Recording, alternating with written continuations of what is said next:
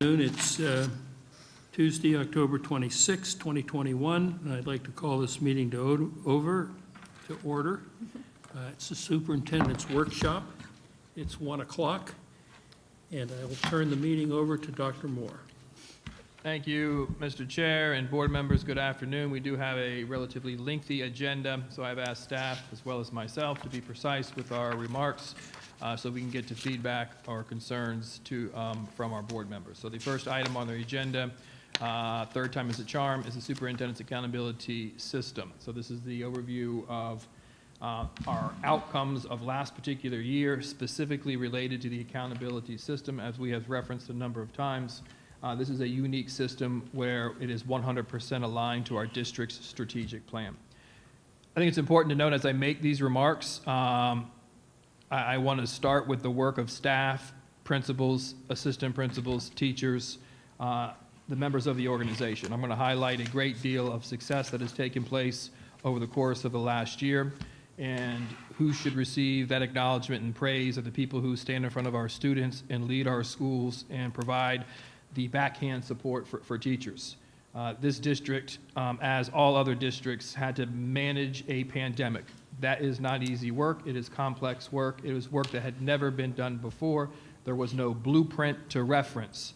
And as we look back and reflect on our outcomes of last year and compare ourselves to other districts, I don't know that there's another district that performed as well as the School District of Indian River County. So going into this presentation, wholeheartedly acknowledge the hard work and effort of the entire staff. And I looked up to see the presentation, and I don't see it. Okay. So luckily, it is attached. What's going on? I'm just so used to staff being spot on. Here we go. That's not one. That's his, yeah. That's a fun presentation as well, though.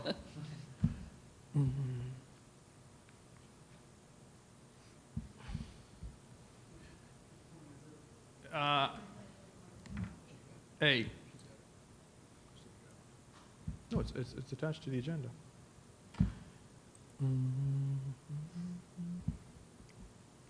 So as the slide comes up, let me just kind of walk through some of the information. As you know, our strategic plan had 5 particular areas, 5 focus areas in which we created our strategic plan.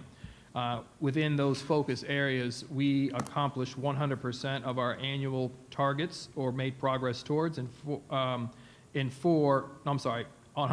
of our progress in 4 of those 5 areas, with 1 target where we did not have 100%.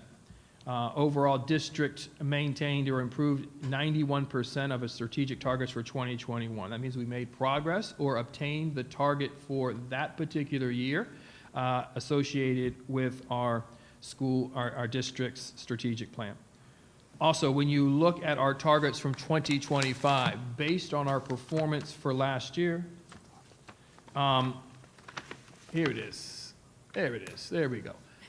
Based on our performance for last year, now I can look up, we actually increased 4 targets going out to 2025. So what that means is based on our rate of improvement within that first year, we as an organization felt we wanted to continue to push the needle, so we pushed out that 2025 target. So we're not resting in complacency or saying we're done, we've got that taken care of, we're just going to move on. No, we continue to push ourselves as an organization.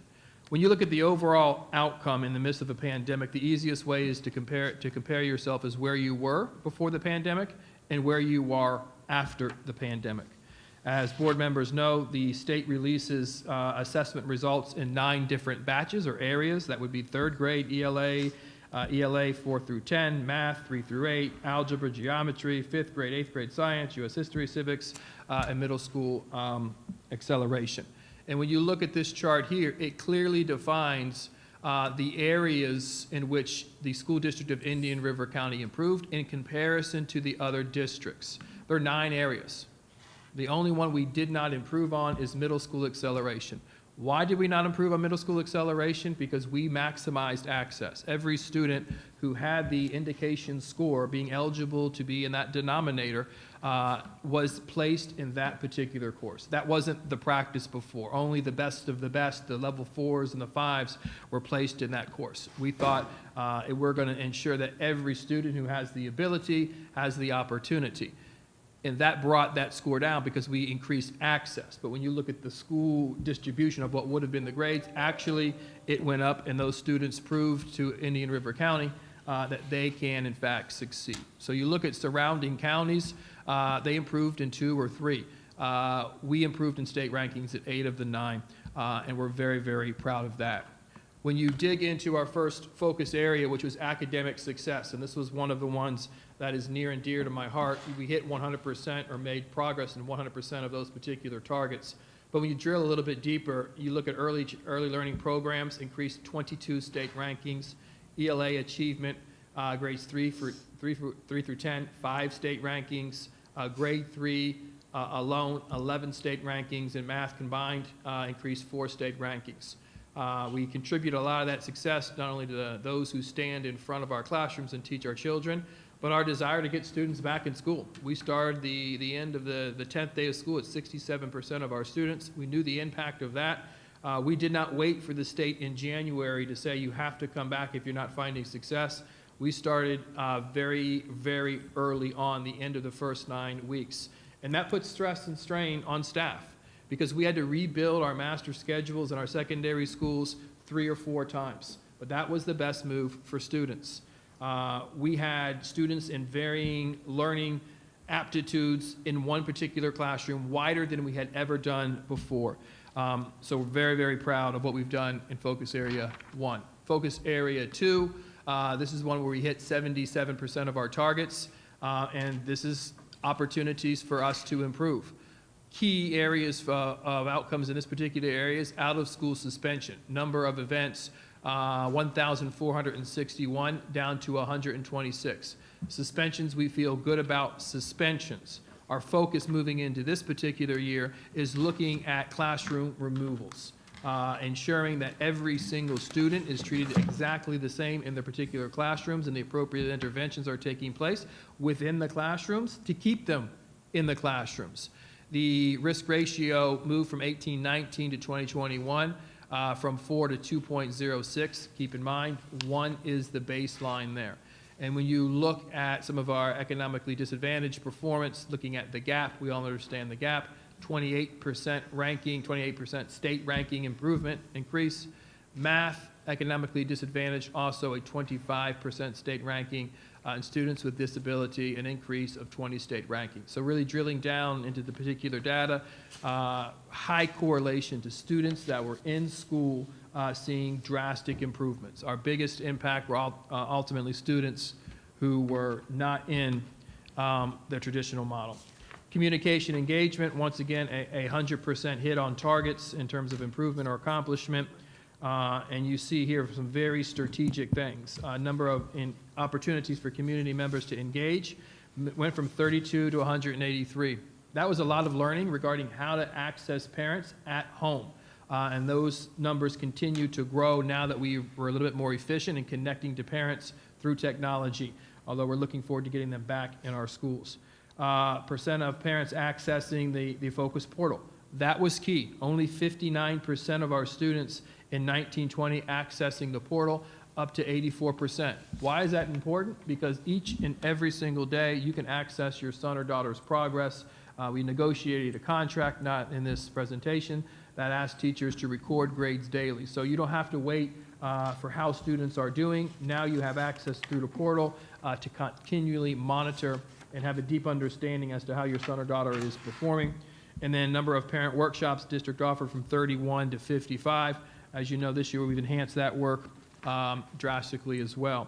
Looking at talent development and support, and this was a major focus for us last school year, and we're seeing the benefits of that effort going into this school year in terms of the depth of understanding of our instructional staff, ability of our administrators to walk classrooms, evaluate instruction, and provide feedback.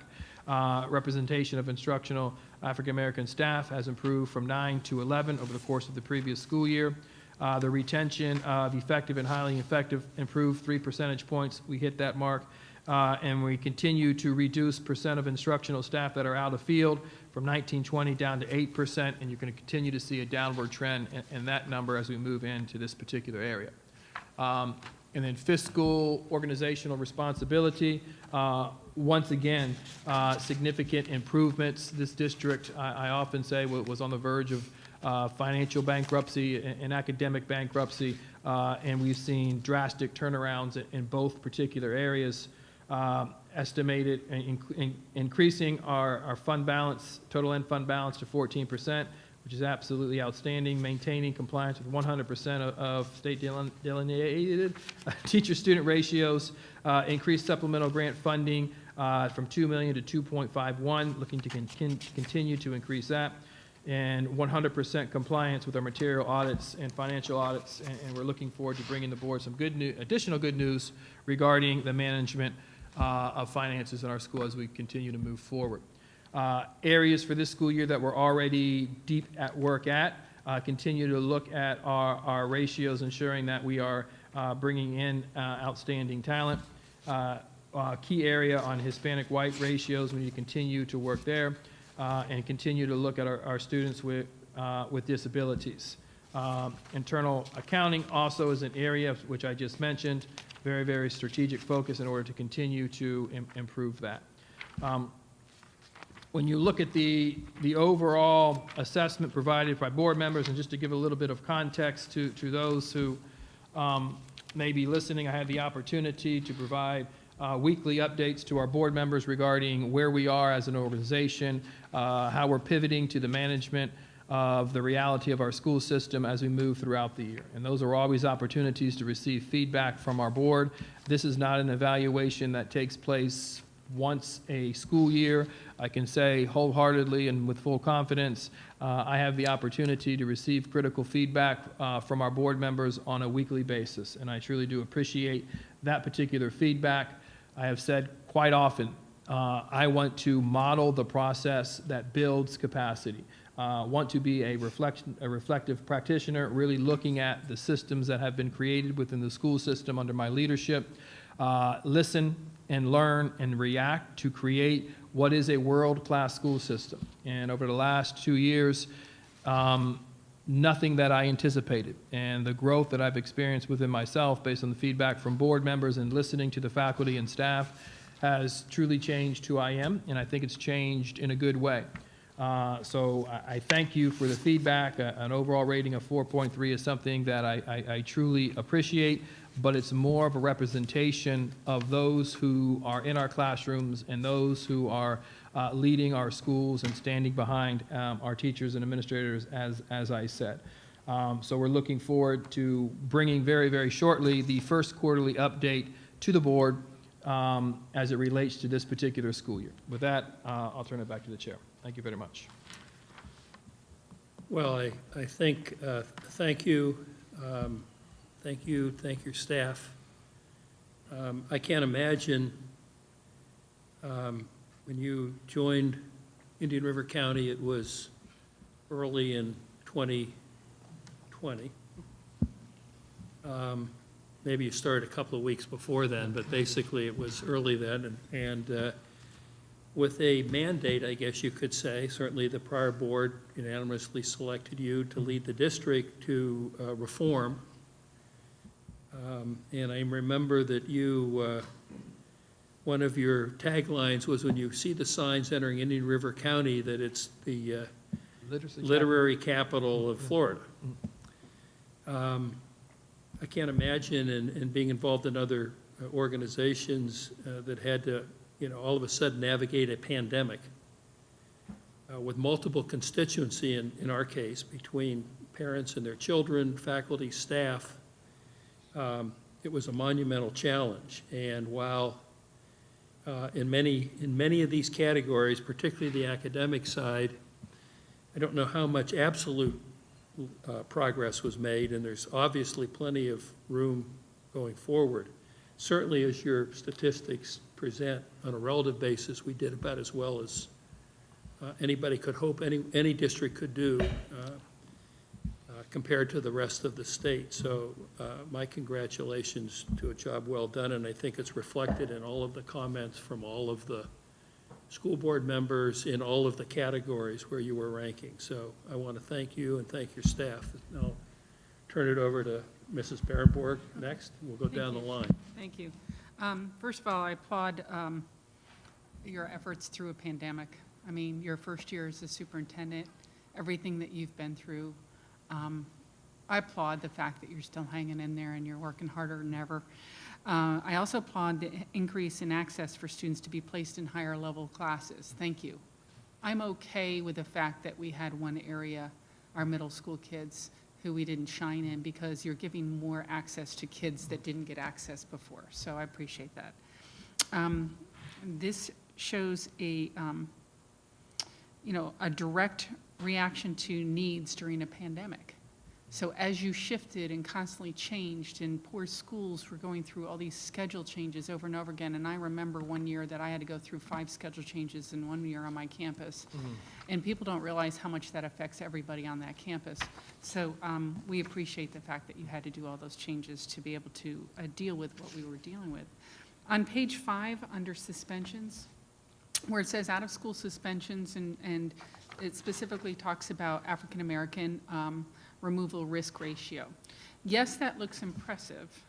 However, my question is that apples to oranges? In other words, did you take the number of days, because obviously we weren't in school that many days as we were in last year's school. So did you take like the number of days that we were in school this year and compare it somehow to the number of days last year? Or is this overall total from last year to overall total from this year? That was area number 2.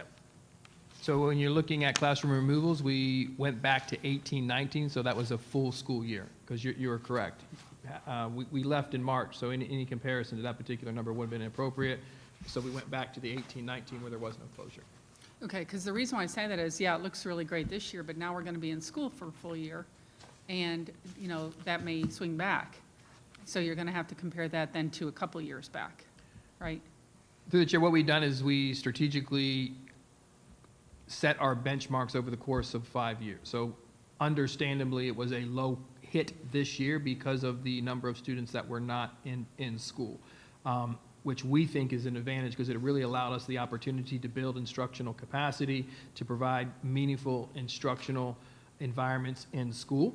Our focus this year is classroom removal. So we started at the highest level. We want to start with the administrators and the behaviors that they were doing, ensuring when 2 students come to you, regardless of their ethnicity or their color or their race, the behavior that was exhibited, if it's the same for those 2 students, has the same exact consequence. So we saw that drastic reduction this particular year.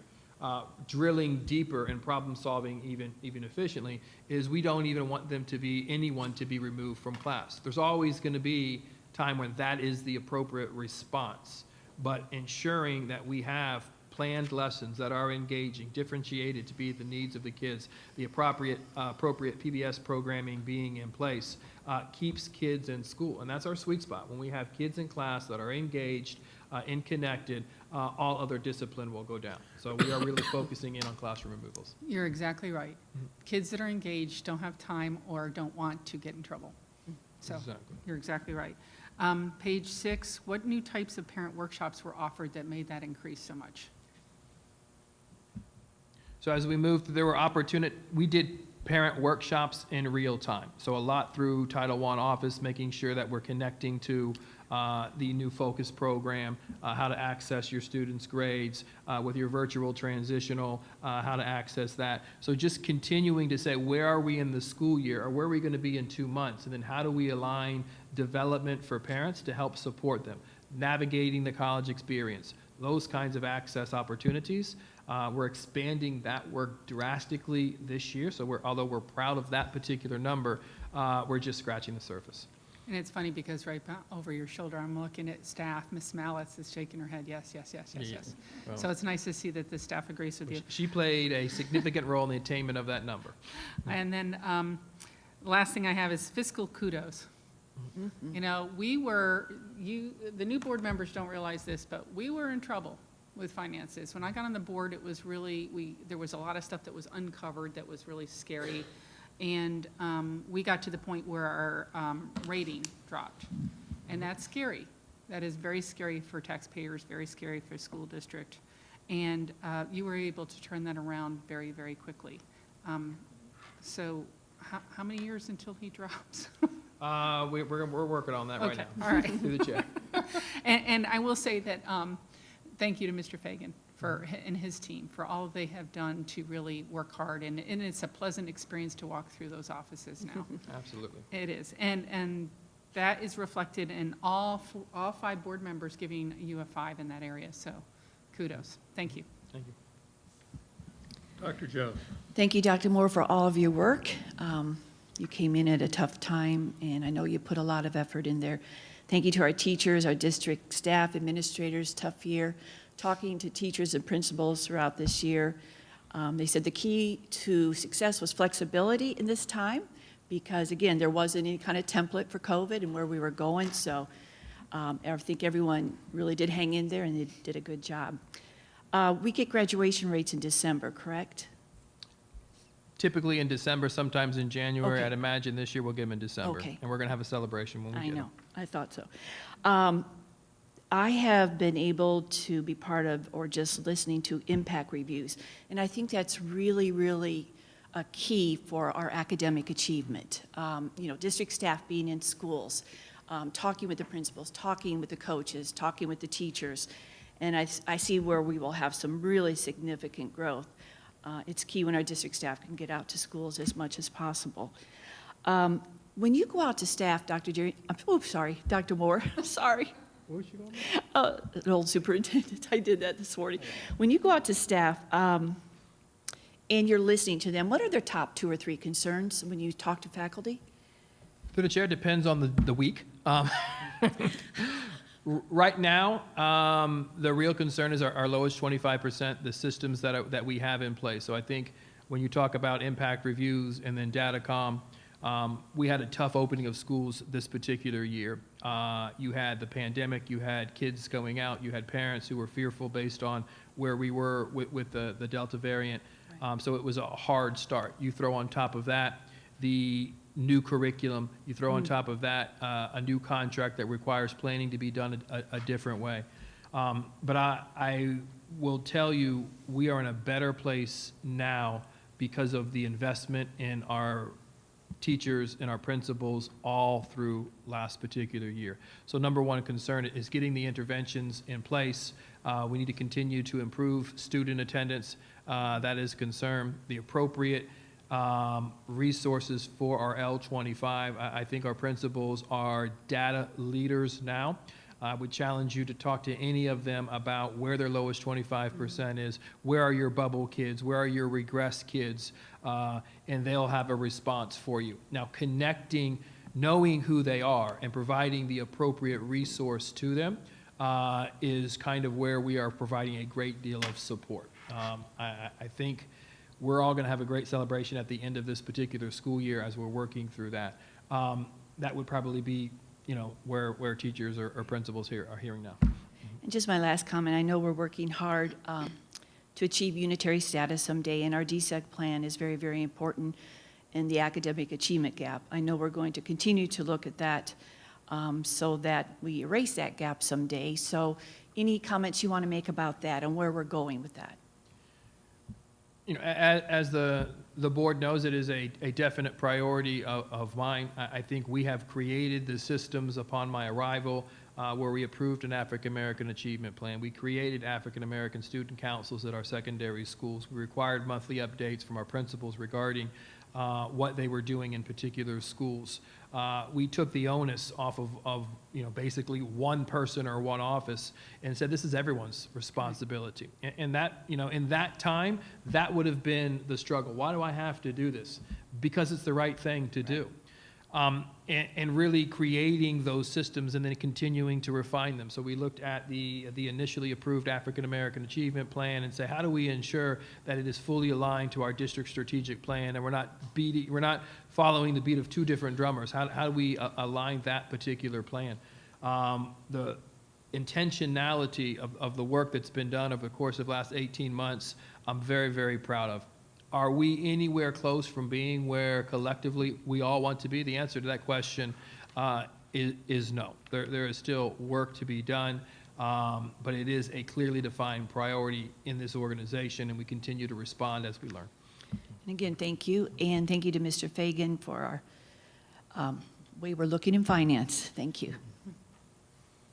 Okay, Mrs. Rosario. Thank you so much. Dr. Moore, thank you so much for all the work that you've done throughout the year. And your team, Mr. Bass, Mr. Meyer, Mr. Fagan, Mrs. Dampierre, those who were on the cabinet, everyone involved. It was a huge effort. When they say that it takes a village, it truly takes a village. So it means a lot. Of course, to the teachers and principals and assistant principals in school buildings, I think that all goes without saying.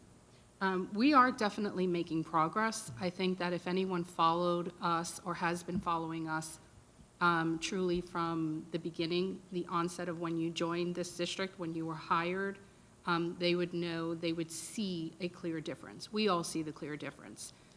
You're right, we are not where we want to be, but we certainly have been making the strides that we need to make. And there's a lot of change that happens before we can actually reach that peak moment. For districts, I mean, anyone can research all of the steps that it takes to actually change a school or a district, a failing school or a failing district. That transition time is anywhere from 3 to 5 years. So we have to be able to give you that time to see that peak so that we can get there, so that we can actually say, this is truly where we were, and thank God we are here right now, to be that literacy capital of America. I was going to say of the world. Yeah. Maybe of the world, who knows, right? We can aim high. But I do have some questions here. There are community members, parents, and a lot of people who, when they move, the first thing that they check is school grades. When you're relocating, you want to make sure that you're relocating to a district or to a community area where your school grades are A, possibly B. School choice is one of those opportunities here in the district, which has been fantastic because we didn't really have true choice until you joined and restructured, until you were hired and restructured how even transportation was provided for parents to be allowed to choose a school of their choice.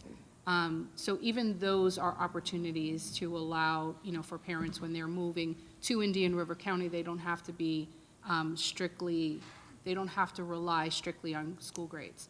That said, the evaluation and your evaluation, the school's evaluations, the annual evaluation here that you've provided, really moves away from school grades. We're moving away from the idea of evaluating our district based on the grades that our schools receive, and more on state rankings. So we've had this conversation before. I just would like to ask you to clarify for some parents who still say, how could we be making so many, strides in these areas, and we're moving in these rankings, but our schools don't seem to be moving from school grade, C to a B or whatever. No, I think Can that's you speak a little bit to that? I think that's a great question. And the reality is, in the state of Florida, I think only 11% of schools across the entire state were graded. We use state rankings moving into this particular year for initially because we wanted to ensure that we were in the top 10 of every category, as we felt that's where we needed to be as a school system. They were changing standards, and when you change standards, you change how you grade schools. We didn't know it at the time, but the pandemic hit, and grading schools became something that was in question. I have no issues, and take it to the bank. I think I said when I get here, every school in this district should be an A. And looking at the data prior to arrival, that is what I said, and that's what I continue to say as we move through. So as we move forward and we have a stable school year, we didn't start stable, but it's been stable about 5 weeks into the school year, bring it on, game on. We will show everyone in the state what it means to make sure every school at the end of this school year should be at least an A or a B, and then we see how they change that criteria. So to answer your question, looking at school grades this particular year, because of the pandemic, that was the requirement that was able to be waived from the state's perspective, that should be back into play this particular year, and we're going to be able to celebrate and brag about how our schools are doing in terms of grades. Thank you. Another question that I have, if you can clarify or just talk a little bit with regard to discipline and continual improvement about our Aspire program. Can you share more about that program and how it reflects discipline or moving away from out-of-school suspensions, and what could we do to improve the Aspire program right now, since it's already been, 2 months into the school year? Through the chair, we just finished our first 9 weeks. I'll be talking about this in my evaluations for this particular year, but since you asked, I want to take the opportunity. Aspire is a school site-specific program that allows us to provide immediate interventions to children in the school site while not losing academics. So suspensions, out-of-door suspensions is something that was probably created in the 50s, where when you were not behaving in school, you were sent home to your mom, who would be there to help discipline you or correct whatever that particular behavior is. That's just not the reality in most cases now. You lose instructional time. You need to be able to problem solve and empower the kids with the skills and the ability to help solve problems and identify what behaviors lead to success. So we're being very, very intentional through the Aspire programming, in-school programming, academics, counseling being provided, immediate support, and then pushing them back into that appropriate classroom with the appropriate support, and then pull away from that support as a child begins to create and display that behavior, positive behavior consistently. Are we hoping to keep the Aspire program moving forward? Through the chair, one of the things that Cabinet is going through now is looking at initiatives that we have started, as well as other initiatives in problem solving. This is an annual process that we go through. What do we keep, and what is no longer efficient because it's outdated, or where if we have built the capacity. I see this as a program myself personally that is a good 4 or 5 year investment. So I don't see that going anywhere. I know one particular school where some students are actually wanting to go into the Aspire classroom because the teacher is so supportive and so incredibly welcoming for students. So they're like, no, I really want to come in here. I just think that maybe if we were to keep the program, which I believe that it might actually help us in terms of, our improvement in that particular area. Maybe a little bit more structure that's more aligned with all of the schools, so that it isn't. Absolutely. It isn't do as you want when you come in. Never. The last thing that I wanted to ask about, since we are talking about the district, is moving away from FSA testing. How can we? What is happening in that discussion? In that area, since we are, I think next year, right, moving away from FSA. This is the last year that students will take the FSA and then going into benchmark assessments. How will that affect our, or the work that you all have been doing thus far with the? So I think the in terms of the evaluation. new standards, I think we are ahead of the game. We're implementing in all grade levels as it relates to the new standards. Moving into next year, our governor is providing the leadership that says we're going to move to progress monitoring, which provide multiple opportunities for students/schools to show growth. That is now in development. I'll have the opportunity as we come back into the new school year to work with a group of superintendents to provide recommendations on how that will ultimately look. So we'll have the opportunity here locally from the school district of Indian River County to have voice on how we think that should be implemented from a school site perspective. So still relatively early on, but it will be the opportunity to progress monitor. I think we as a system have done an outstanding job at really looking at instruction to help us evaluate and inform. And that's really what progress monitoring is all about. So do you think this is going to be something that is given to the school districts? I- You know, from the state that Yeah, so says, this is going to be your progress monitoring tool? Or do you think we're, at the district level, going to have to create those? It will be a system through the state on how progress monitoring will take place. So it would be a uniform process across the 67 school districts as well as the lab districts that are under the state accountability. So it would be a uniform system. Okay. Otherwise, it could be manipulated, and we don't Right. even want to talk about that. Right, okay, all right, thank you, appreciate it. Thank you, Chair. The next item, we'll be moving to Ms. DeGrestis as her time continues to count down. And she will be providing a update on the county proposed redistricting. They are in the process of looking at districts, which ultimately impacts the school board. So we wanted to have a public conversation regarding the opinion of the school district of Indian River County. Ms. DeGrestis. Thank you, Dr. Moore. And board members, we've had an opportunity to speak briefly about the overall topic of redistricting for school board members. It happens every 10 years after the census data is released, and it's our time here at Indian River for that process to be worked on. As you may recall, census data was late, of course, because of all of the delays with COVID, but the county did receive its census data, and the county staff who are in charge of mapping, the GIS staff at the County Commission, did a wonderful job crunching numbers and coming up with proposed maps for the County Commission to consider.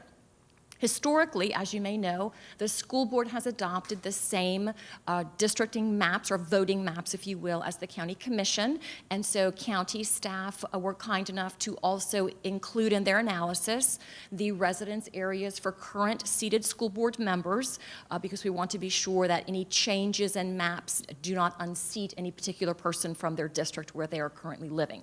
So county staff was kind enough to include that data in their analysis, and they came up with 3 maps that the County Commission last week at their Tuesday meeting reviewed. And the information that I included in your agenda for today, the County Commission determined that it preferred map number 1 and did ask county staff to do a few minor revisions to the map. An example, just to give you an example of the types of revisions that were discussed, the city of Vero Beach historically has included 2 different county commission districts. One of the lines on the map number 1 made the city of Vero Beach in 3 county commission districts. So they wanted to tweak that line just slightly to move it back to the city of Vero Beach as in 2 county commission and school district voting districts. So it's that sort of minor tweaks to lines that will be brought back to the county commission at its meeting in November. November the 9th is when the County Commission will review the slightly revised map number 1. And at that point, we're anticipating, I never like to look at my crystal ball, but we're anticipating that direction will be given, that the revised map will be brought forward for final approval by the County Commission at their meeting on December the 7th, which is a perfect timing for the school board. Assuming you're still interested in adopting that same map, you can then place that map on your agenda in December for final approval. And final approval for the school board is very, I don't want to say it's simple, it's a basic agenda item. There is a resolution, it attaches the map and the legal descriptions, and the board approves it as a regular agenda item with a roll call vote. And then lots of copies are sent off to the supervisor of elections here locally as well as at the state level. I think that's everything that I wanted to share. Any questions? But typically, we won't have a final map until the County Commission has its meeting in November to review the slight changes to map number 1.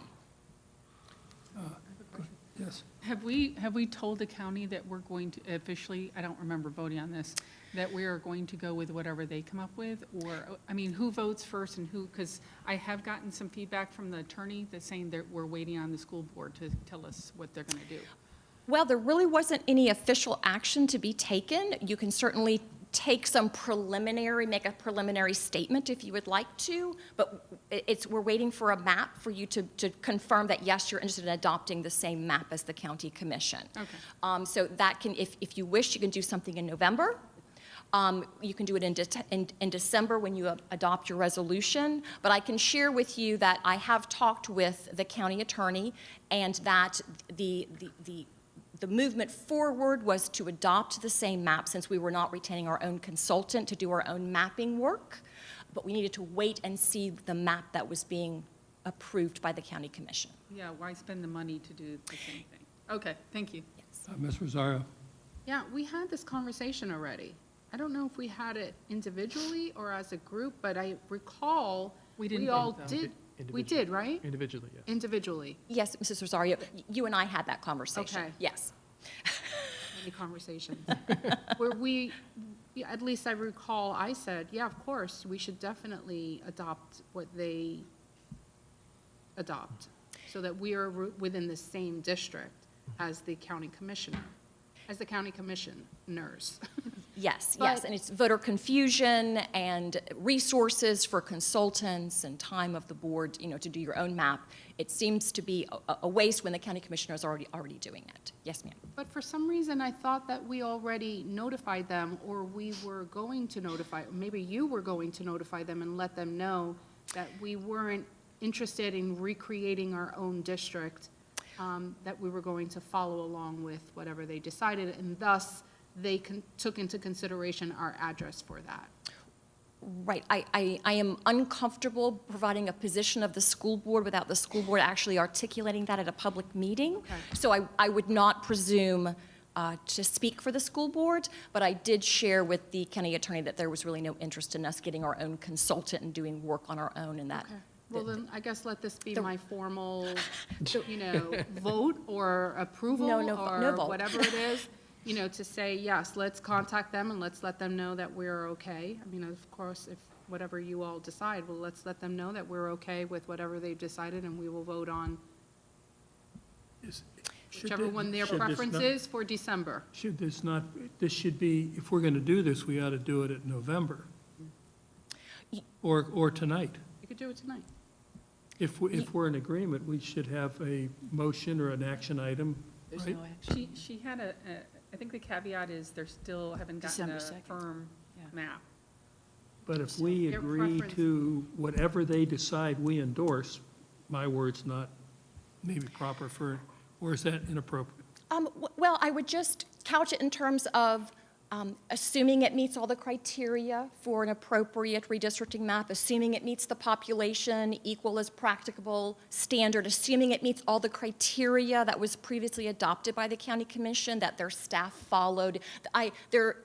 The lawyer in me is jumping up and down. There's quite a few assumptions there that this new map will meet all of that criteria. I have faith in the county staff.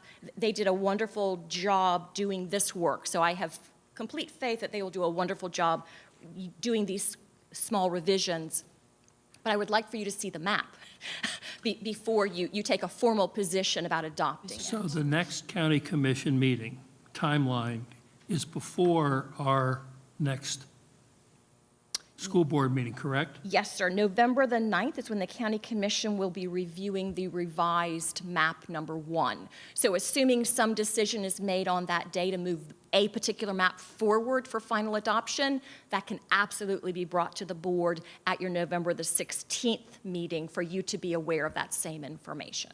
I understand, I get the process. I just think that if it's as simple as it seems to be, we can let them know that we are interested in adopting whichever map that they have, that they recommend. If their preference is one, I'm okay with one. I've seen all of them. Thank you for putting them up. It helped. But other than that, I don't see any issue. If they choose 2, I'm okay with 2. If they choose 3, I'm okay with 3. All 3 of them seem to be pretty similar, minus a few boundary, changes, but that's okay. I'm okay with whatever they decide. I would just like to see that whatever they recommend November 7th, then we go from there. Just to make sure we have all the details, nothing has changed. And I too am okay with that, what they decide, but I want to see an official Right. information from them, and we could put it then at the November meeting. Well, That's we fine. we'll receive it, sorry. We will receive it after their November meeting, because we have to vote on it in December for us. Yeah, that's fine. So we're going to see it anyway. All right, so let's bring this back for an update at our November 16th meeting. Absolutely. And you can advise us before Absolutely. that based on the outcomes of their November 9th meeting. I'm happy to do that. Thank you. Okay. Thank you, Mr. Gresta. Absolutely. Items is the Rick Meyer items. He's going to present C and D together, I believe, which is our school improvement plan process, as well as our school advisory councils, followed up by the requested presentation on homelessness, housing. Mr. Meyer. Thank you, Dr. Moore. Through the chair, settle in. I'm only going to speak for about 2 hours here on this. Just kidding. I'll be much more concise than that. May I have the clicker, please? What is that, an hour and a half? Right, there we go. So, hour and a half. Hey, that's what everybody wanted, right? Talk about school improvement. But in all jokes aside, it really is an honor to get to lead this work in the district. When Dr. Moore gave me the opportunity to join the team, it was a dream come true, because I think this is really many educators, position they'd just love to be in. And it's improving teaching and learning, and getting to see the benefit of that in our students' faces when the light pops on and that they get something now, right? And that's the special work that our teachers get to do, and my team gets to lead. So our school improvement planning process, what Dr. Moore had asked us to do this year that was different from the past, is not just be good enough, right? What's good enough is not good enough. We need to have a system of continuous improvement, where we are asking of ourselves to reflect and analyze on every process that the district takes, and make that better. And so this year, we began the development of our 21-22 school improvement process back in January. Ms. Becerra got a group of leaders together to start to analyze what was going on with our current template and the current school improvement plan. And we just got to work and rolled up our sleeves and developed our very own internal system of which we were going to capture this information. So just a tremendous amount of thanks goes to Mr. McDonald, his team, Ms. Lori Webb, as we developed our own system in which to enter this information. So, these key phases that we go through, you'll see different people talk about the phases of school improvement and continuous improvement. They'll say it should be 5, it should be 6, it should be 7, right? We could all split hairs with that for an hour and a half if you guys want to, right? But essentially, you have to analyze your data. You have to make a plan. You have to reflect on what you did. As we would say in the Army, no plan survives first contact with the enemy. You have to be willing to adapt and overcome, and then reflect, and then start the cycle over again, right? I mean, look at what you did, plan, change, modify, shift, modify, and that's what we're doing here through this planning process.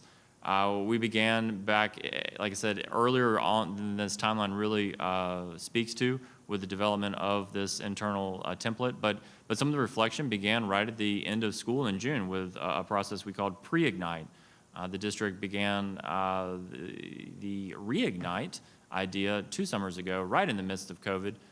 We had the courage to bring all of our administrators together back in the summer of 2020 to begin this process. So our theory of action this year was in the summer of 2021 to leave the principals with excitement in June. I think some of you got to visit, or at least you saw it in the tweets if you weren't traveling, where we had the cheerleaders out there, the band. We brought them into the Sebastian River High School freshman cafeteria and really did a great session on where we have been, keeping in mind that not all of the data was available to us in June, but what any good leader knows what's going on in their buildings, right? They've got a pulse. They know what's going on with their staff members. They know their math department. They know their science department. They know their discipline.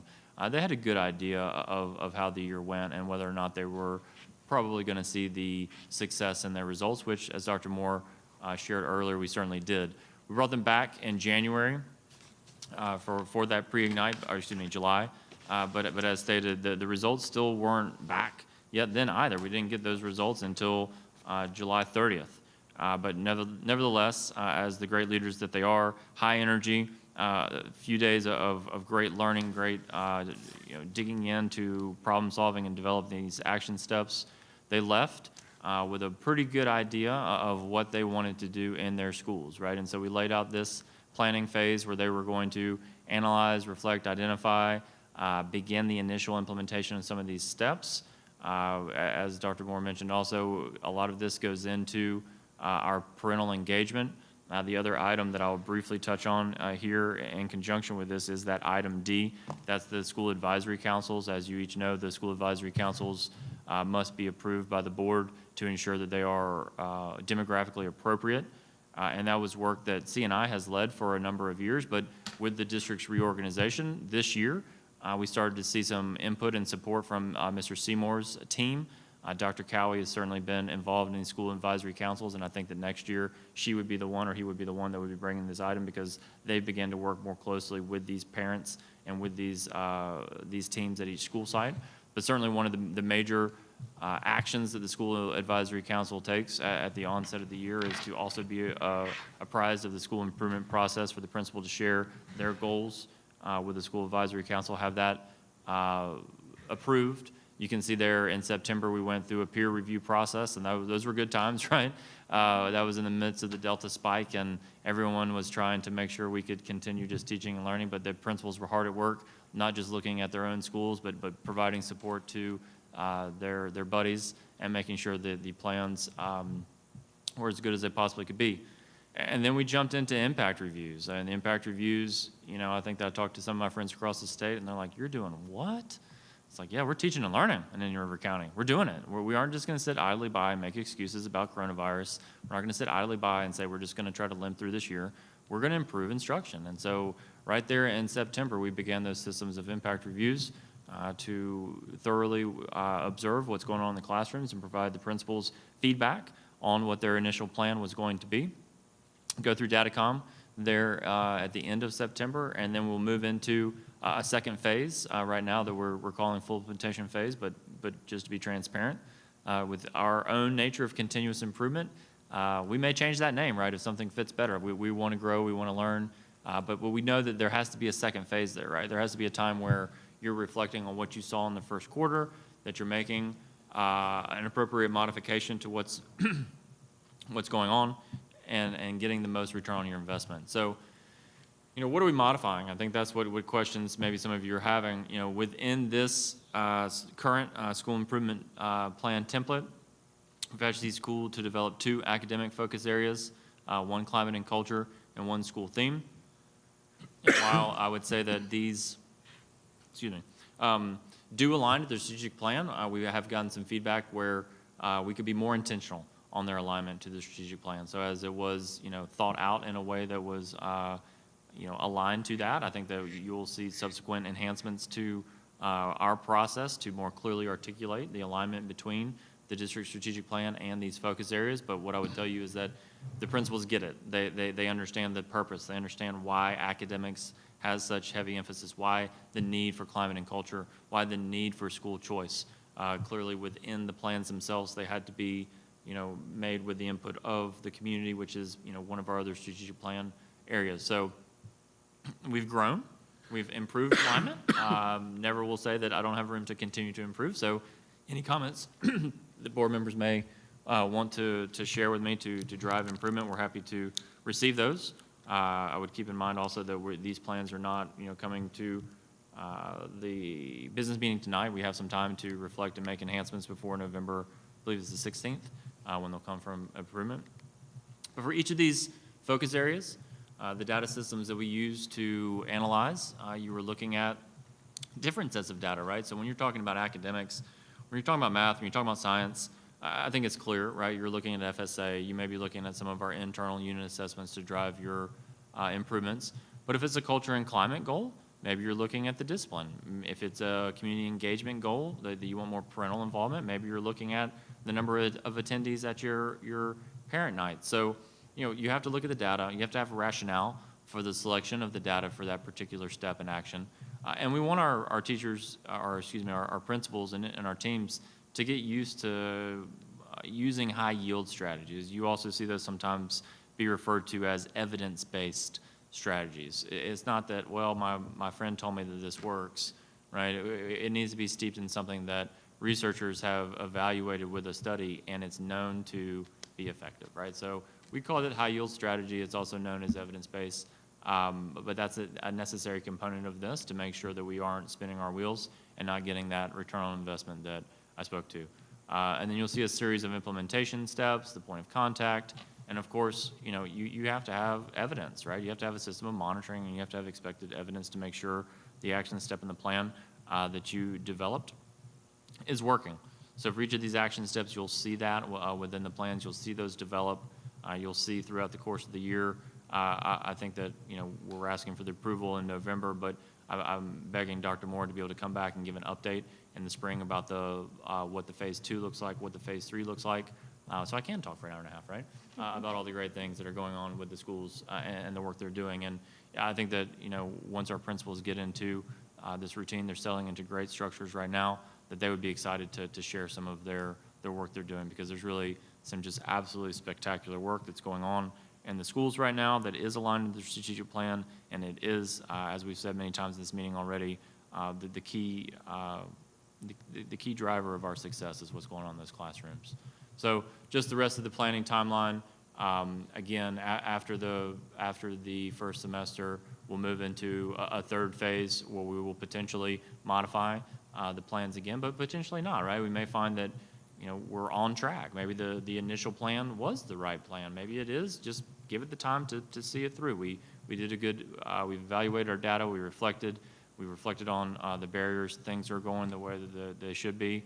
No need to change, but if not, at least we've done our due diligence to ensure that we had that pausing point. We've looked at the data, and we aren't just, as many people say, just one time set it and forget it and set it on the shelf and never pull it out. And then at the end of the year, we'll reflect back again on what worked and how we can improve this process moving forward. So that is our plan for the school improvement process here in the Indian River County currently. As I said, it's exciting to develop something that's unique to us. With great power comes great responsibility. There has been certain challenges with the development of the template, with the programming. Try not to drive the IT folks too crazy with the ask to enhance it in a way that is our wildest dreams, but we have high aspirations, and they've lived up to those, and we're going to continue to make enhancements and improvements to that. And then also, one thing that is also, as Dr. Moore teased a little bit earlier, with this year's strategic plan, the African American Achievement Plan is tied into the strategic plan. And so within this template, it was exciting to, as that got approved by the board in August, I believe, we got hard at work, and we've incorporated the school-based African American Achievement Plan into this same system. And so that's being pulled, ready for board presentation at a later meeting. But from the work side of things, it is all coming together into one place, so it does not seem disjointed. All the plans are starting to align themselves into one happy home that's unique to the district. And as I said, if I can get some more enhancements, we're going to be really excited about the final outcome. So as I said, the plans will be presented to the board next month. But in the meantime, as you have an opportunity to peruse 200 pages of school improvement plans, please reach out to us if you have specific questions. We can certainly get those answered and make sure that they're up to snuff for your approval on the 15th. But happy to answer any questions you may have at this time about the process, or if you've had the opportunity, any of the plans that I could answer. I would just caveat that to say our principals are an important component in this, and if I defer to get you an answer at a later time, it's only because I don't want to misspeak on a principal or a school's behalf. Although I think I can speak for some of them, don't want to say I'm going to do it for all of them. So I just have one quick question, and then I'll turn it over. Just to be clear, you just said that you're able to, the African American Achievement Plan is embedded in the data, the analysis that you're doing, but you're also able to pull that out as a separate demographic. Is that correct? I think that's what I was getting at. So you picture online systems where you're entering in your data, or Right. it asks you a question prompt, how do you do this, right? And instead of having multiple places, it's one place. And so that makes it, when I'm logging in to do this work, I'm logging into the system to have my goals, right, for my academic focus goals. But in my mind's eye now as a principal, I also see right there the African American Achievement Plan for my school. And, smart people are going to make sure that they align, right? If you have a situation where you're doing them in 2 or 3 different areas, you may forget to look at one or the other when you're working together. So I get it. Yep. I get it. Okay. Mrs. Rosario? Thank you. I'm trying to pull it up right here. Mr. Meyer and I spoke yesterday on the phone for a little while, and I appreciate that time. He was able to answer several of the questions that I had about that, and I do look forward to seeing the SIP, the school improvement plans, better align with the strategic plan, the district strategic plan. The one thing that I wanted to ask, you mentioned it yesterday, and you mentioned it again today with regard to the African American Achievement Plan. And I don't think in my mind, I don't think I can envision what this is. That you said that we are able to incorporate the African American Achievement Plan within the SIP, but to bring it to us at a later date. And that was one of the questions that I had yesterday. As I'm looking at these school improvement plans from individual schools, it's very difficult for me to be able to see that portion of work, the African American Achievement Plan, or even the work specific to ESOL students. If there were ESOL students, we talked a little bit about that. So what I don't understand is if I can't see it here within the SIPs now, how are we able to see it later on? And that's what I'm not putting the two together. No, through the chair, that's a great question, and I guess it's just growth for us in that the alignment between, you know, when historically things have been presented to the board, right? A lot of times the strategic, or the school improvement plans, we bring those in early in the year, the sort of September timeframe. And the reports that we've done since I've been here, at least around the African American Achievement Plan, fall after the quarterly reporting dates that are the quarters that are set up through the joint plan. If I'm misspeaking, someone correct me on that. So I think that the preparation on that, the pull for that and the reporting on that was just a little bit behind where we were with trying to get the other focus areas approved. I think that's definitely an area of growth to look at. On my side would be the better side to modify when we bring those, because I think, you know, the federal court order would supersede, you know, internally when I bring information about the other focus areas, I can bring those later. But it would be very advantageous to have all that at once. And we spoke about that, and I think that's a change in the future we can look to do. Yeah, I think one of the differences is kind of, and maybe this might be a way to explain it differently for those who are used to the old way that a school improvement plan looked. It was just a report, and it was sent to the Department of Education. Now, these reports are not sent to the Department of Education. They're more for local use, right? Am I correct in that? That's correct. I mean, there are some that we have to send to them because of the performance. We have one school, the ACE, that meets certain criteria, so we do fill out the state's template, which is very similar, because that's the only one that they would accept, but it has essentially the same information within it. The others are locally approved because of the performance of our schools are all C and aboves, so. So what I find to be a little bit why I can't envision it, and I know that I can see Dr. Moore who's interested in speaking in on this, is because what we are seeing here, and I think I'm speaking out loud just so that I can understand the process, what we're seeing here, since we no longer have to send it to the DOE and we're going to use it for our own purposes to help move schools and for principals and teachers and assistant principals to use this as a guiding tool, right, to improve their school. What we are seeing here in the report that was attached is just the phase one of the school. So what we have done as a district is we've taken the school improvement plan and we've kind of chunked it up into different phases. So right now what's being reported to us is only phase one, where we're only seeing the demographics, the culture, and the theme. We're not seeing the part that I'm used to seeing, which is probably the disconnect. I'm used to seeing all of this and the strategies of how we're going to improve. So I don't see all of those strategies in here right now, but what I understand is we are going to see those strategies in phase two. Absolutely. And when phase two comes to us, we're going to see those better aligned to the strategic plan. Correct. Okay. Dr. Moore? No, through the chair, I was just going to comment.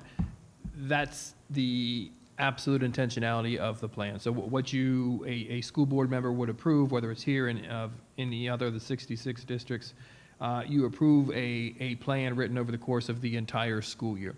That's not continuous improvement. That's why any administrator knows that school improvement plan was just one more compliance document. Our intentionality is to align our support from a school district perspective based on the information provided in that school improvement plan. We look to really focus our schools in on the particular area that is unique to their need based on the problem solving in that particular school site. In some cases, I can tell you it is in fact differentiated instruction. I can tell you in other schools, it is core instruction. It is different from each individual need, but we really want to focus that to a level of implementation where you're going to provide support, you're going to implement, and we want to move that practice to being sustained over the course of 1 year. Old school continuous improvement means each year you're going to work a little bit harder on the same thing and then a little bit harder. Our intentionality is to move from implementation to sustainability within 1 full year. And we do that by constantly evaluating where we were, what was done. So rather than taking a year-long strategy, we're chunking it into a 9-week or 12-week semester, implementing that, evaluating the growth, and defining what the next steps are.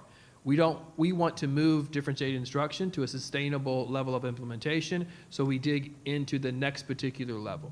So this is forcing us to align our support over the course of the year, each and every single time. So as the document continues to grow, we'll be able to notify the board.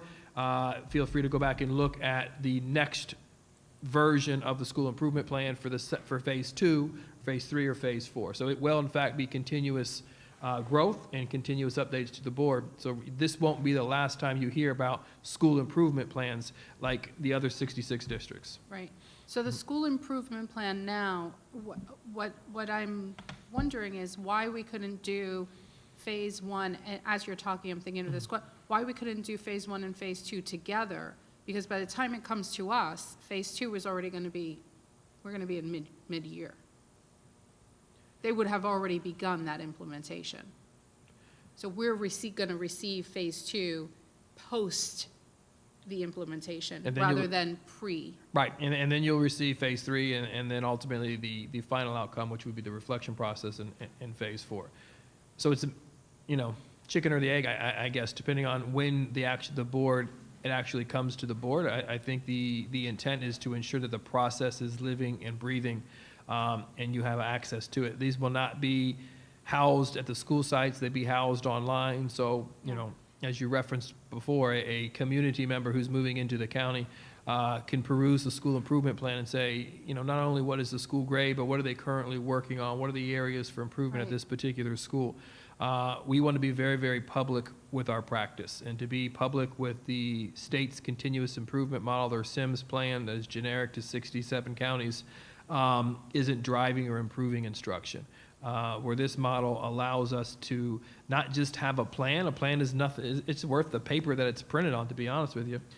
This is about creating process and supporting the behaviors of the adults, the action of the adults through the creation of a process that we're sitting in parking lots, looking at the school improvement plans before we walk into schools, looking at where the instructional coaches are. So we're helping schools by evaluating the strategies that they're implementing and then aligning our support to that strategy they're implementing. And this will come to us on November 15th for approval, right? Yes. So why don't we just, I'm looking at the timeline. By November 15th, we would have already been in full implementation of the SIP plan. So why not are you going to bring to us then phase 1 and phase 2 for approval?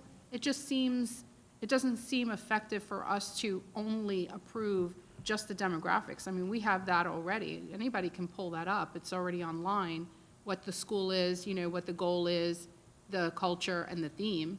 Mm-hmm. Why not also just at that point include phase 2, which would be more of the strategy so that we can approve both of those on November 15th? I don't see, as we discussed yesterday, if it was simply just the next steps as we've already designed, I don't think that'd be a problem, but the enhancements that we want to make, that would be maybe my concern. But certainly at that date, setting up a time that the board's approving the process with dates that we agree upon to provide you the updates, right? Because as Dr. Moore said, we want to continue to bring each and every phase to share, and not just the first phase. So I think there's definitely an opportunity to look at that. It just seems like the timeline would be perfect. We would Right. already have it. They would already be in full implementation. It makes sense for us to approve phase 1 and phase 2 together on November 15th. last that I'm going to say is, would we be able to include, which I didn't think about, I know we talked briefly about it yesterday, and I didn't really think about it today, but will we be able, within phase 2, maybe even phase 3, to include the extended day programs and how extended day programs are effectively helping in the areas of academics within schools? So it's, through the I chair, mean, it's, that would be a school improvement process. it's funny you say that, because we did add the A2 initiatives that the schools are doing, which is extended day. That is also built in this same online template, and the principals are right now inputting that same information about what they're doing. So we can definitely make that be moving forward as we, improve our ability to just hit print to send to everybody, because honestly, that's a part of the programming challenge that we're going through as we design this. But they're certainly inputting that same information into the same system, and we will definitely be able to share that with the board, what's going on with all the extended learning opportunities as well. Thank you, appreciate it. All right. Dr. Jones? Thank you very much. This certainly has grown in the last few years. I really love the template. Who designed that? Not me. I didn't know if it was on any website or anything. I remember back to 1990, I was on the first district SAC team, and I remember looking at each other and say, okay, what do we do now? Then we get into school improvement, and you see this form for you and your school. You send it to the board, and it's approved. But I really like a lot of things. And if you look at these schools and how they are working this plan here, you can see how each individual school hits on different things because of the need of that population. And I could really see that. The mid-year reflection is great. When we look at mid-year reflection, are we looking at unit test, iReady, Achieve 3000? What other things, Mr. Meyer? I would say attendance. I would say the ODRs, with discipline if you're Okay. looking at that. But certainly a lot of the academic indicators are going to be formative, summative assessment results Okay. from the students. Okay, good. And obviously, having the data that we have right now is wonderful with Power BI, and looking at information. When we used to request data, it would take 3 to 5 days, so it's great to have at your fingertips. And obviously, we talked about lower quartile concerns, and the schools have talked about it. And I had something that Ms. Rosario said, how are we using our after-school programs and community programs just for that growth, you know what I mean? And before-school programs, because a lot of our schools have that too. So that's just essential as long as they have the tools that they need. Not just our after-school, but our community programs, which we're going to honor one tonight. So I'm very excited about that. As far as the Datacom, and again, I sat in on one of those, what I did like seeing, and those are pretty intense, Dr. Moore. The principals are up there, and they're there in front of 125 people. But what I liked about it at the end is you said, what can we do to help you? And that follow-through is essential for a principal, absolutely essential. And as a board member, I think I said this to you once, what can we do to help you to continue this growth as far as what we want to do for the literacy capital? I truly believe that climate and culture of every school is the surrounding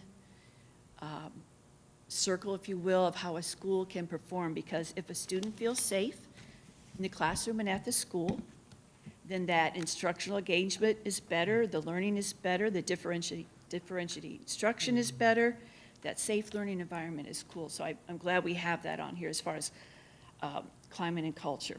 Question, Power BI, how often, are the principals looking at that every day, or what do you think here?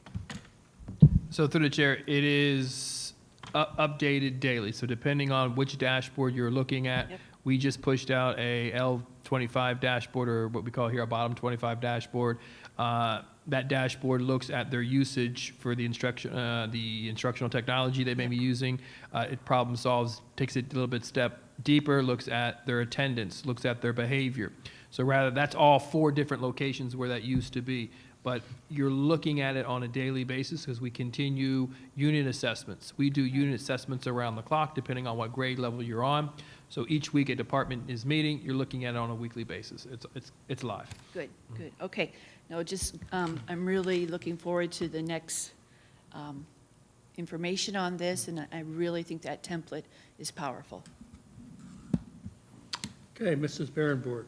Yeah, it's so much better, this template, because having been a principal of a turnaround school, it was tough to deal with those old templates. But what is great about this is, like, I just went in there to one school, it was updated today. So I don't know if that was because they were working on it all the time, if it's because it's a board meeting day. How often are they in there looking at these and updating them?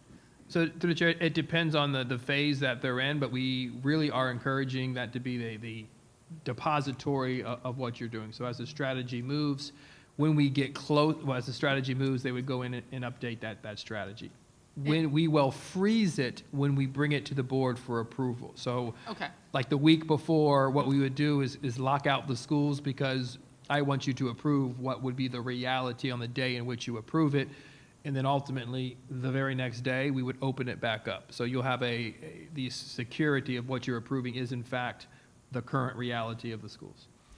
and I like the fact that if you go to a school, like, a lot of people don't know where to find these, by the way. So when you go to a school's website, you can find out, let's say that you are moving new to the area and you're looking at schools and you're wanting to know what that school's doing. You know, when you go to each individual school, not only can you see that one, but you can see history. And you can, and I like the fact that they noted when the principal came in, so you can kind of notice what's happening with the history of that school and the leadership and how long they've been there and that sort of thing. So, and that we've got Spanish version. We be in. Okay, so that's awesome. Yay.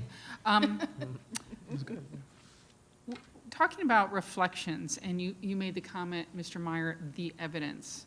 You know, I remember the old days where you made your SAC plan and then you sent it up to the state and then you never saw it again until next year you had to figure it out. Oh yeah, I gotta recreate that thing.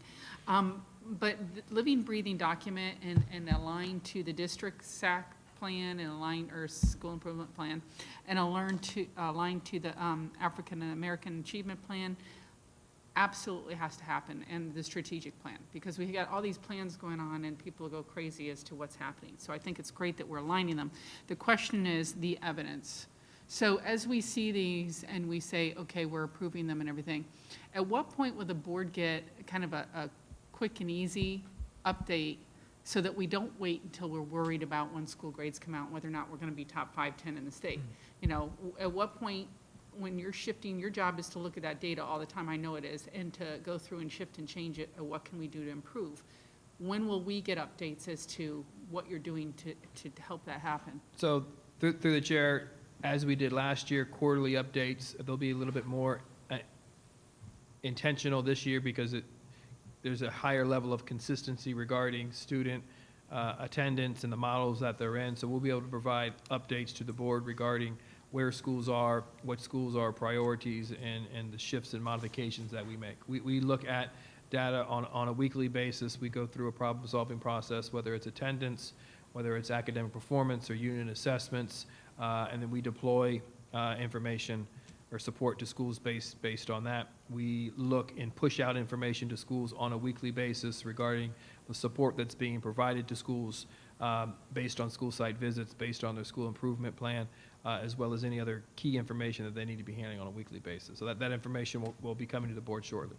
That's great, because I think, I don't know if they've voted on it yet, a legislature, but if we move towards benchmark tests, they haven't voted on that, correct? No. No. I know it's been brought up as a suggestion. So if we're moving towards these benchmark 3 times a year, I think it is. Progress monitoring? Yeah, well, but they're calling them benchmarks at this point. I'm sure that word will morph into something else. But as we look at those, then that's important, I think, as a board to know what those, where we are sitting right before or after those happen. I would agree. I'm reflecting, you got my wheels turning on the benchmark. So, I mean, the intent to negotiate that the state released is for it to be a computer adaptive test. So similar to what we do now with iReady. You know, I'm not saying it's going to be All iReady. of it computer, It's the way the ITN is written right now, it's computer adaptive. even the math? ELA math, yes. Okay. So. For all so grades? For pre-K through 8. Okay. But obviously, the bill has not been filed to change everything. So, and like I said, I don't think we need to put too much into that. We need to focus on, you know, what we're doing now, but keeping in mind when we're going to get that information, we need to act on it as soon as we get it. But to your point, constant improvement, constant reflection of ourselves, right? And that's what we're doing right now to align this with the other components of the strategic plan. And then as the state makes their changes, we will be in a better position, I think, than anybody else to make the appropriate modifications to our own timeline because we own it. We own this system. We own this template that IT has developed for us, and we can set our own dates and do what's best for our kids. Okay. Yeah, I'm sure hoping it looks like a game format for little kids, because I know how frustrating it was as a principal to, first of all, free up all the computers in your school for testing week. Yep. Taking them out of the classrooms and all that. So it'll be interesting to see what happens and how we have to deal with, what to do with that. You mentioned what you want more enhancements. Were you talking about the actual, the platform or the template? Yes. Okay. And then SAC, it's nice to see the representation is almost reflective of each school. We're not quite there in some of the schools. I know, as a principal, they're trying to get people to join SAC and do all that. But it looks better, I think, than it has in the past. And plans are aligned to the district and African Achievement Plan, so thank you for doing that. Last year, I didn't see that alignment. I'm going to be real honest with you, because I went through the SAC plans last year. And I looked at them, and then I looked at the African Achievement Plan, and I couldn't see any correlation to what the schools were doing in order to make that happen. And so now I'm starting to see more of that correlation. I think it's helpful for your staff, too, when they're trying to achieve both things. So thank you for making those changes. May I yes, just follow sure. up, please? Mrs. Barenborg just mentioned something that really just touched on another conversation that you and I had yesterday with regard to the expected evidence and the review of what those expected evidence items would be on a school improvement plan. One, for example, states standard aligns, the high yield strategy is a standards aligned instruction. The implementation step is to hold initial data meeting to review previous year's impact data, and it has some other things there, who the person responsible is. And then the expected evidence states, our goal for the first 9 weeks is to be at least 50% evident with differentiation using a monitoring strategy, formative assessment. So is it at least 50? Is it definitely 50? I have some questions there with regard to, is that a true evidence for that standard? Would we also include the evidence to be the actual results of walkthroughs, the actual results of collaborative planning, what comes out of collaborative planning in terms of a lesson plan or a curriculum guide or a calendar of, so there could be so many different things that Sure. are not included as evidence within this. And that's just one example, but I think just overall, I think we do need to look at what evidence really is so that all of those components that could be evidence would be included within the particular categories. Does that kind of make sense? No, I think it makes sense, and I think the ultimate evidence is the outcome. And I can tell you, upon my arrival and doing mid-year reviews with principals, they're bringing in stacks and stacks of binders. And if you think that's going to give proof that you've done the work, that's not how we want to do it. The Right. proof is in actual implementation, walking classroom. So, anytime you guys want to come walk with me, put on your tennis shoes and let's go. And we're going to look at that school improvement plan. We're going to look at where the instructional coaches are going to be, and we're going to walk right into those specific classrooms with the principal if he or she is available. And we're going to observe instruction and saying, your strategy is to improve differentiated instruction. You just had a faculty meeting on differentiated instruction. Let's observe differentiated instruction. Let's see the PowerPoint that was presented. I'm not going to ask principals to create additional paperwork or documentation, and I know that's not what you're saying. No.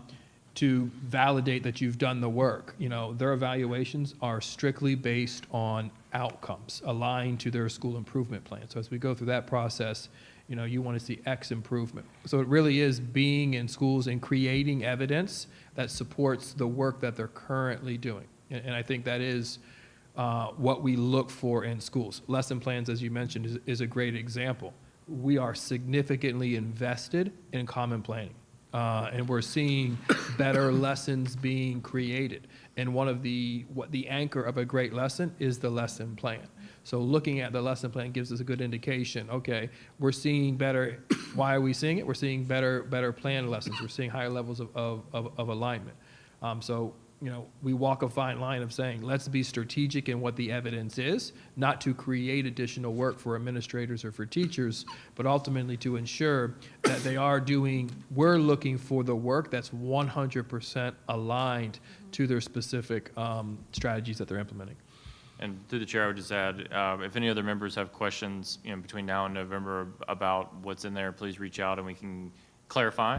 I know the principals would be happy to better articulate if it's, you know, unclear, because they want that clarity for the community and for the board members. And so, you know, Ms. Rosario, we can follow up after that about the specific one. I'll tell you that some of them did write a sentence that's maybe more explanatory than that one, where they said 50% observed in the impact reviews, which would hit on exactly what Dr. Moore said. Like, that's where and when. It wasn't doing something additional. It was, we want to see it in 50% of the classrooms as we do the initial impact reviews. And so that was their goal. So absolutely. All right. Okay, and next item, next item, I think I School still have Advisory it, Council. but I am going to ask Ms. Malice to hand this one over. Let's see, where, can we switch it over to the, I knew you were, I saw you sneak up there. Just making sure we get your presentation up. You work so hard on this, so awesome. So, as requested, we had Ms. Mallett here to give a presentation on our homeless education program, as she is a subject matter expert. She briefed me very thoroughly, but I was afraid that I would misspeak some of these things, and she is certainly well prepared. So, the floor is yours, Ms. Mallett. Well, good afternoon. Thank you, School Board and Dr. Moore, for having me this afternoon. Quite frankly, it's an honor to bring some awareness to the McKinney-Vento Homeless Education Program and really to highlight some of the work that particularly the federal program team members are doing on a daily basis in schools and with students and families. Can I have the clicker? Oh, absolutely. Thank you. The clicker. Okay, so we want to start out really with talking about what is McKinney-Vento, what does that federal law state for children, and this is in direct alignment with our school board policy 5111.01 for homeless students. And so the federal McKinney-Vento Homeless Assistance Act states that homeless children and youth are defined as individuals who lack a fixed, regular, and adequate nighttime residence. And below are some criteria that are also considered. And so the first one, sharing the housing of other people due to housing or economic hardship, is really what we're called doubled up, couch surfing, some of the terms that you may hear, living in motels, hotels, and other accommodations due to lack of other appropriate residencies, living in emergencies or transitional shelters, which we do have in our community, abandonment in hospitals, having a primary nighttime residence that is a public or private place not normally designated for a regular sleeping accommodation. Oftentimes, I could give multiple examples, but maybe a church would be an example of that. And then living in a car, public space, abandoned building, or some sort of other substandard housing situation. So what does this really mean for our students here in the district? And most importantly, it's about that we're creating a sense of school stability for them. That someone mentioned, I think it was Dr. Jones who mentioned the importance of ensuring that our students feel welcome and safe. And so we really want to address any barriers that students have in either enrolling, attending, and succeeding in our school. And we'll, as the presentation goes along, we'll talk a little bit more about what that means. Ensuring that we have access. I heard that word today as we talked through the annual update of the strategic plan, allowing for access of our students to get any opportunity that any other student would have. And really ensuring that really equates to a free, appropriate public education. So some of the rights of our homeless students is, the first one's extremely important, and again, you're gonna hear the word stable, stability over and over again, is ensuring that they continue to attend school that they have last attended when they lost their housing, which we call the school of origin, and that's a very important term. Or if it's deemed in the best interest of the child, that they attend or move to the school where their residency has moved. And that's really a case-by-case determination. That they enroll and attend class immediately. And the word immediate is exactly that, immediate, when they walk in the front door. Sometimes we have with transitional students, perhaps they're lacking some important documentation, such as health and immunization records. Of course, that's important. We want our students to have that, but we want them to start school, and we work with the families to get that immediately with our school health nurses, our local health department, and other community partners that help us facilitate that process. Receive transportation if needed and requested by a parent, and of course they participate in any school program or receive any additional service that they're eligible to receive. So that might be ESE services, ESOL services, etc. One of the things that we do as a team is we really have what we call consistent and continuous education of professional development, of what does it really mean to be in a transitional state. How do we as school staff, as community members who often work with our families, recognize what some common signs of homelessness may be. And so, of course, I'm not going to read you this entire slide. You have it there. But some of this, I'm sure, is not surprising for you. Educational continuity, attendance at multiple schools. If we see kids that are highly mobile, reaching out to those families and asking why, what is happening? Do you know that if you're in a living situation that you have the right to remain at that school of origin? Research is clear on what school mobility does to a child's education, and it's not a good thing, right? So we want our students to remain in those schools of origin. Of course, other health, nutrition, hygiene issues, attendance is always an issue, sometimes social behavioral issues, and other concerns that you might see listed here on this slide. Working with staff, how are we building empathy to recognize these signs, identify our students, and then ensure, most importantly, that we're providing support as a collective unit, not just from my department, but from the school community and the community at large. And we are in a very wonderful community. So how do we identify these students here in the school district? This is our primary means of identifying students who are eligible for McKinney-Vento services. It's the school district residency form that you see pictured here. Anytime that there is a affirmative or yes response on that form, it is directed to the Federal Programs Department for review. The form is available in multiple languages. We have it in English, Spanish, French, Haitian, Creole. It's available as a fillable PDF. It is a Focus form and is embedded to the online enrollment process through Focus. It is on the Focus Parent Portal. It's in paper format at each school. We send it out at the beginning of the year, which we've already done that for this semester, and we'll plan on doing so as a safeguard again in January to begin the second semester. This form, the student residency form, is required as part of the enrollment process for new enrollment, and then at the start of each new school year. It's also required anytime a student moves. And so this is another piece of professional development where we're working with our school assignment office, we're working with registrars, guidance department, health nurses, et cetera, to ensure that if there's any of those signs that are noticed, let's start with the student residency form, and maybe that's how the conversation begins with the family. Students are identified for eligibility purposes on an annual basis. So last year, you'll see this is 2021 data. Survey 5 is end-of-the-year data, cumulative data for the district. At the end of last survey period, Survey 5, we identified 423 students in the school district of Indian River County eligible for McKinney-Vento services.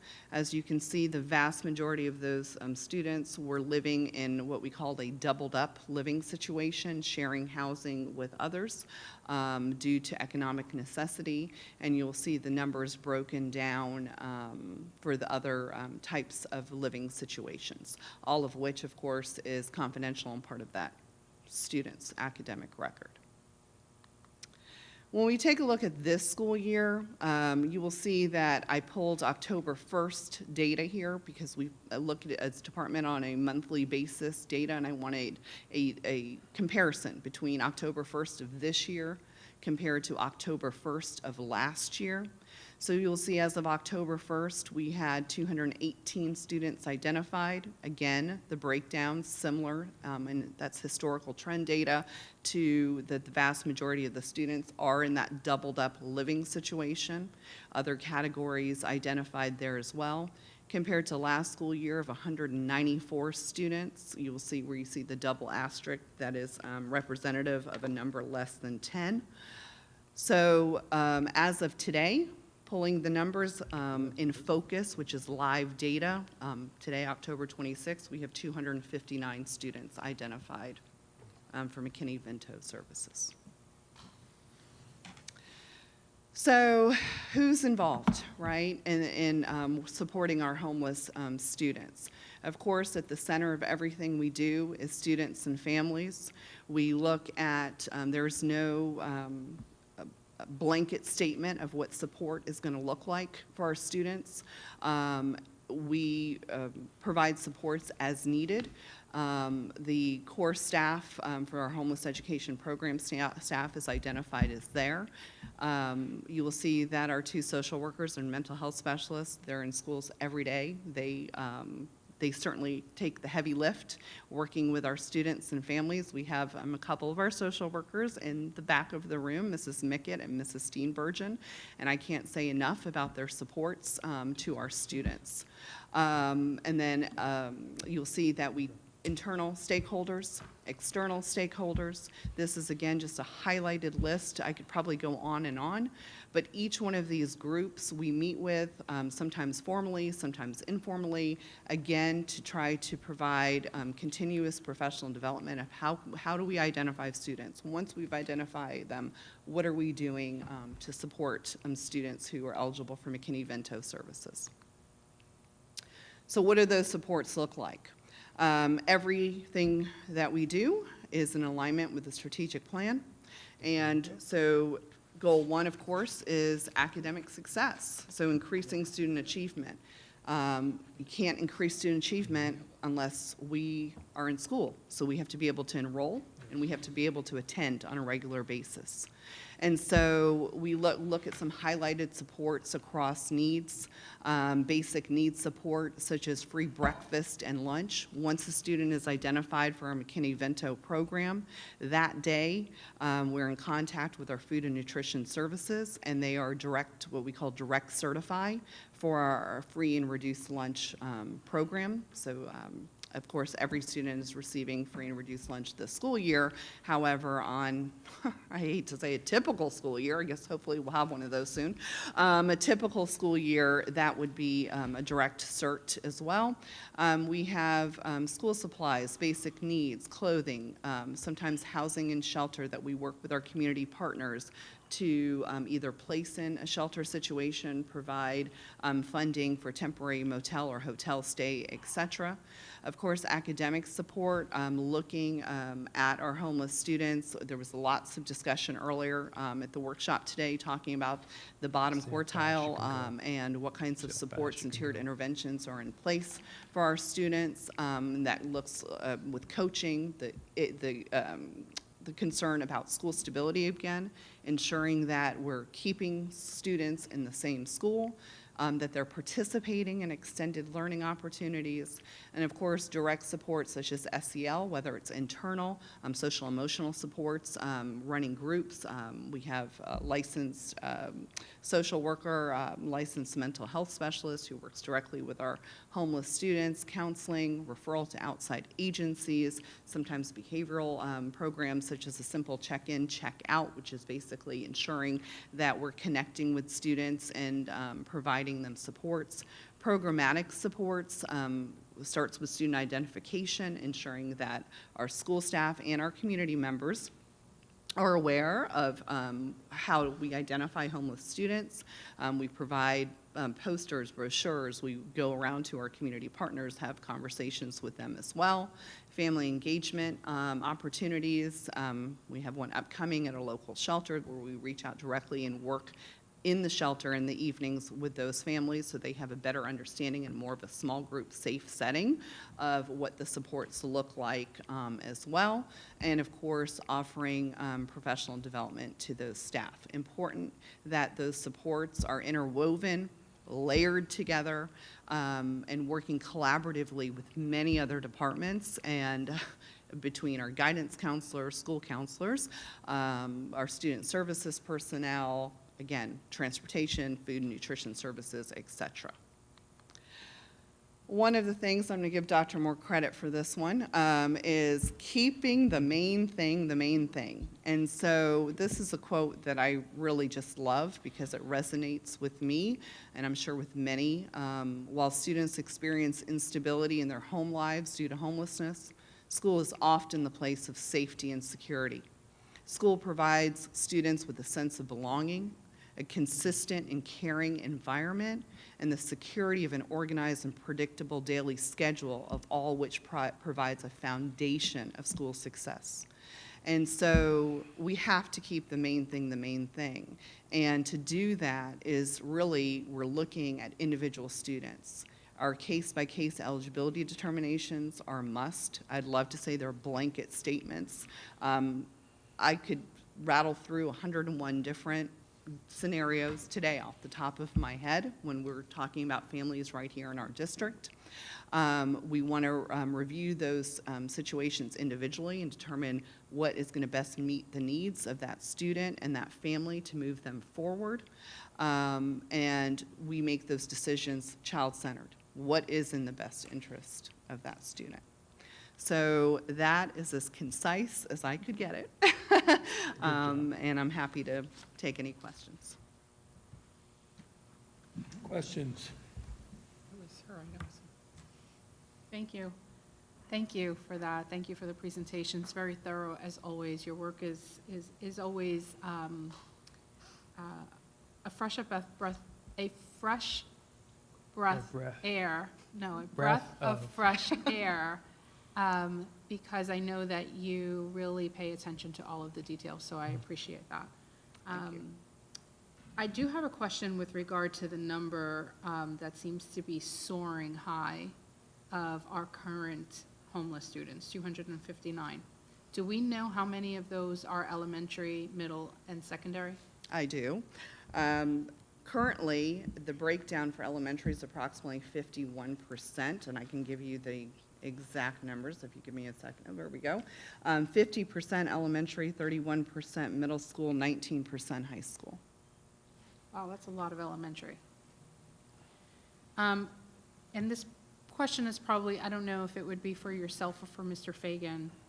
What funding do we have or have we designated within our budget specifically for the homeless population? I'm happy to answer that unless. You got it. Okay.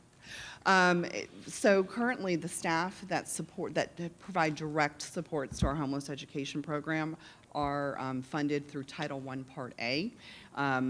The benefit in being in this size district is I also oversee our Title I Part A program. So when a required part of that program is coordination between the Title I person and the McKinney-Vento services personnel, and so that is great to have that coordination there and to recognize the need for that support.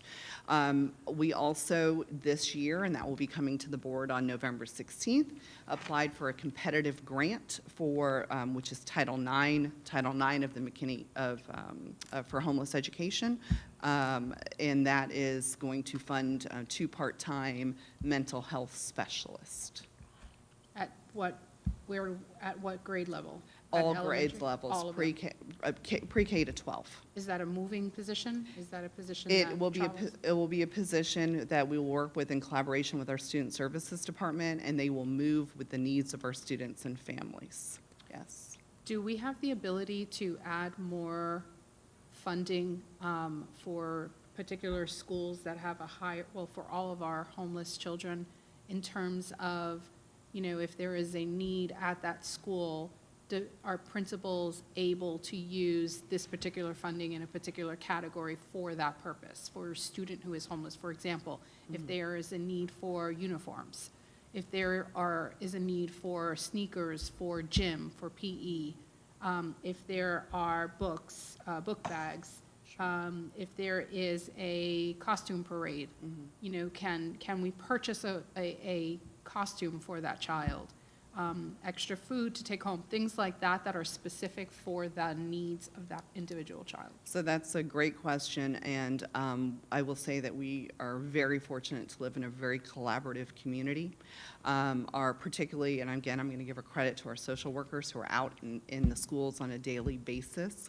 When a need arises, working with our local community agencies to provide supports. I know that through social media posts, you recently just saw the distribution of backpacks, supplies.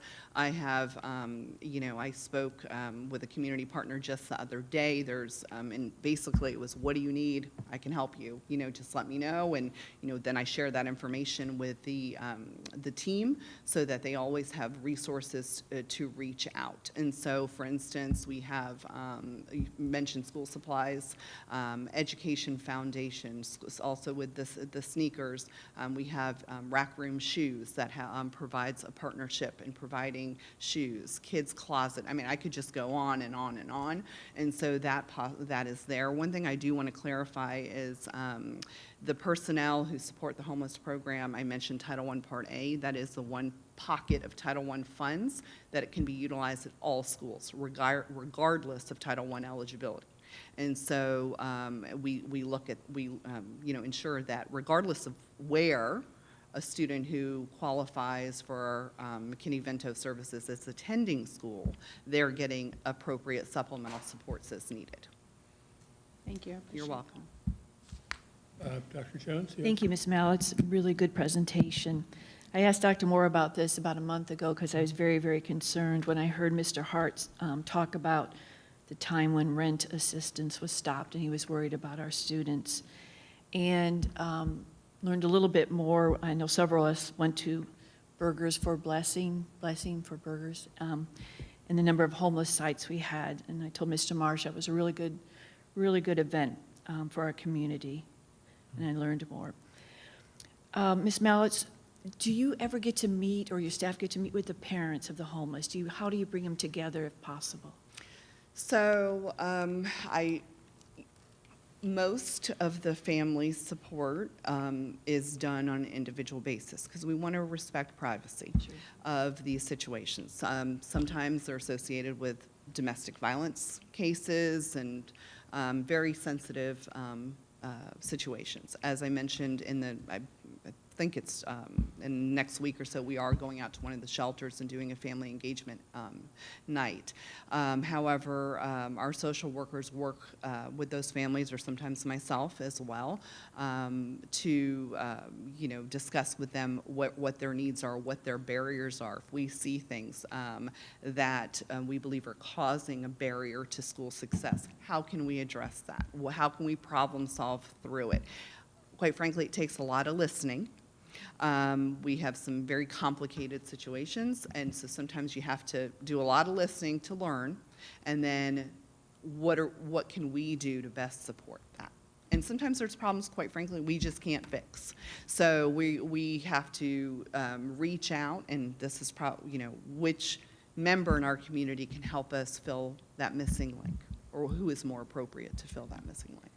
You stated that when they come in, it's immediately going into the school and they have this form to fill out. Is there a person at the school, each school, that helps with that, or how does that happen? Sure. So with the online enrollment process, of course, that form is embedded within the online enrollment process. If a parent comes to a school, or sometimes comes through my office, or sometimes comes through one of our community partners, we ensure that we are meeting as a team with we've already met with every front desk personnel, registrar, health nurse, anyone who would have contact with the family walking through the door, so that they can assist and answer any questions. And then I'm sure the principals, or how are the teachers communicated with it?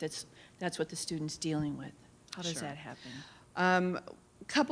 I would say the most efficient way that we do that is one-to-one contact when we're in the schools, when particularly our social workers, mental health specialists is in the school, because again, not every child has the same situation. Now, the students, just like any other academic record, are identified on our internal focus student information system. It is, homeless status is protected by FERPA, so we protect that very carefully, so it's only school personnel who have a legitimate reason to have that information. Thank you. And I like what you said again, the social emotional learning. It's so important for all students, but especially these students where they really don't have a base, if you will. I'm going to go to money just for a minute. Okay.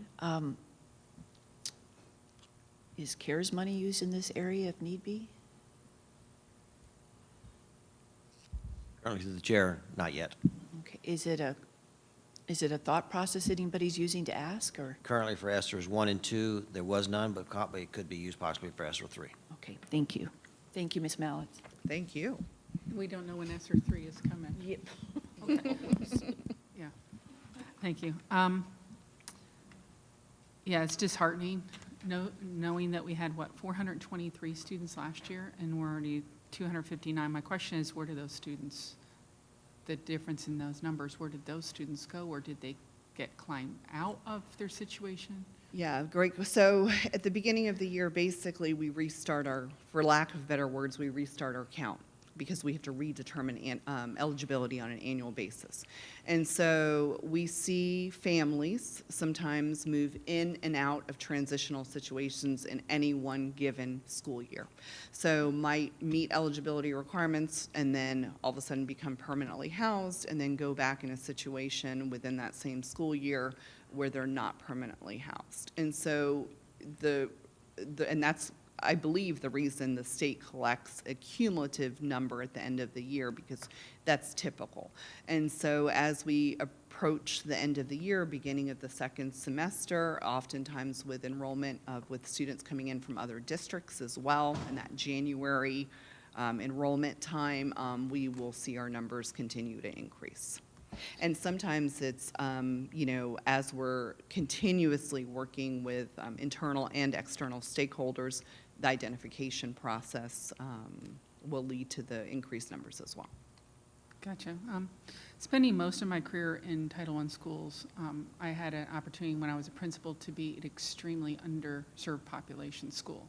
So, speaking to what Mrs. Rosario was saying, because my school was so needy, it was a school in Fort Pierce. We actually had services, I gave them offices, and we had people from different services actually in our school on a day-to-day basis. That's how much need we had. One particular thing that I haven't heard you talk about, and I'm sure you work with the health department, but there was one need that came out and shocked us. And because of that, now St. Lucie County, because it happened at my school, now has a whole program across the county for it. And basically, it's a dental program. Because what happened is, it started with one little boy at my school who had a huge behavior issue. And we kept trying to drill down to what the behavior issue was, It was, he just couldn't control it. And it wasn't that he wasn't getting food, he was. He wasn't getting, sleep, he was. Parent was homeless, they were moving around, but they finally had a place to stay. That didn't help. Nothing was helping that we were trying. And then we had the thought of, have you brought him to a doctor? Yes. Have you brought him to a dentist? No, he's never been in his life.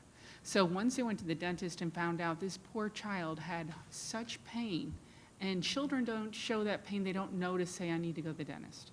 So what happened was, once we got his teeth fixed, it was like a different child. And so the reason why I bring up that story is because sometimes there's a hidden issue that people can't think of. Are we doing a dental program? And because of that now, St. Lucie County has a hygienist that goes from school to school to school to work with kids. They came through and worked with all my kids in my school. Sure. So we just recently, and we did actually a couple referrals this week, we have met with our health department and Treasure Coast Community Health that does preventative dental care for that very reason, because oftentimes those underlying medical conditions will manifest itself to lead to academic attendance concerns, behavioral concerns in the school, as you just mentioned. And so if they're eligible with Treasure Coast Community Health for our McKinney-Vento services program here, as long as I certify that student is eligible, they can receive those services free of charge. Or And- sometimes on a sliding scale, but generally free of charge. And are we opening that up to other kids, not just homeless kids, but kids of poverty that don't have the opportunity to? So, and I don't want to speak, of course, for TCCH's policies, but I think they have a very, based on what I've seen, a very efficient intake system. So where we have families in need who might not be eligible for McKinney-Vento services because they have stable housing, those families have the ability to be served, absolutely. Awesome. And then I have one short question. That Sure. was, one of the things I saw in there was abandoned in a hospital, but yet I didn't see any of our students that had been abandoned in a hospital. Can you explain what that is? So literally dropped off at a hospital to, say that you can no longer care for the child. We have not had, over the last, actually cannot recall a situation like that here. And that's actually DCF gets involved in that immediately? Absolutely, Okay. yes.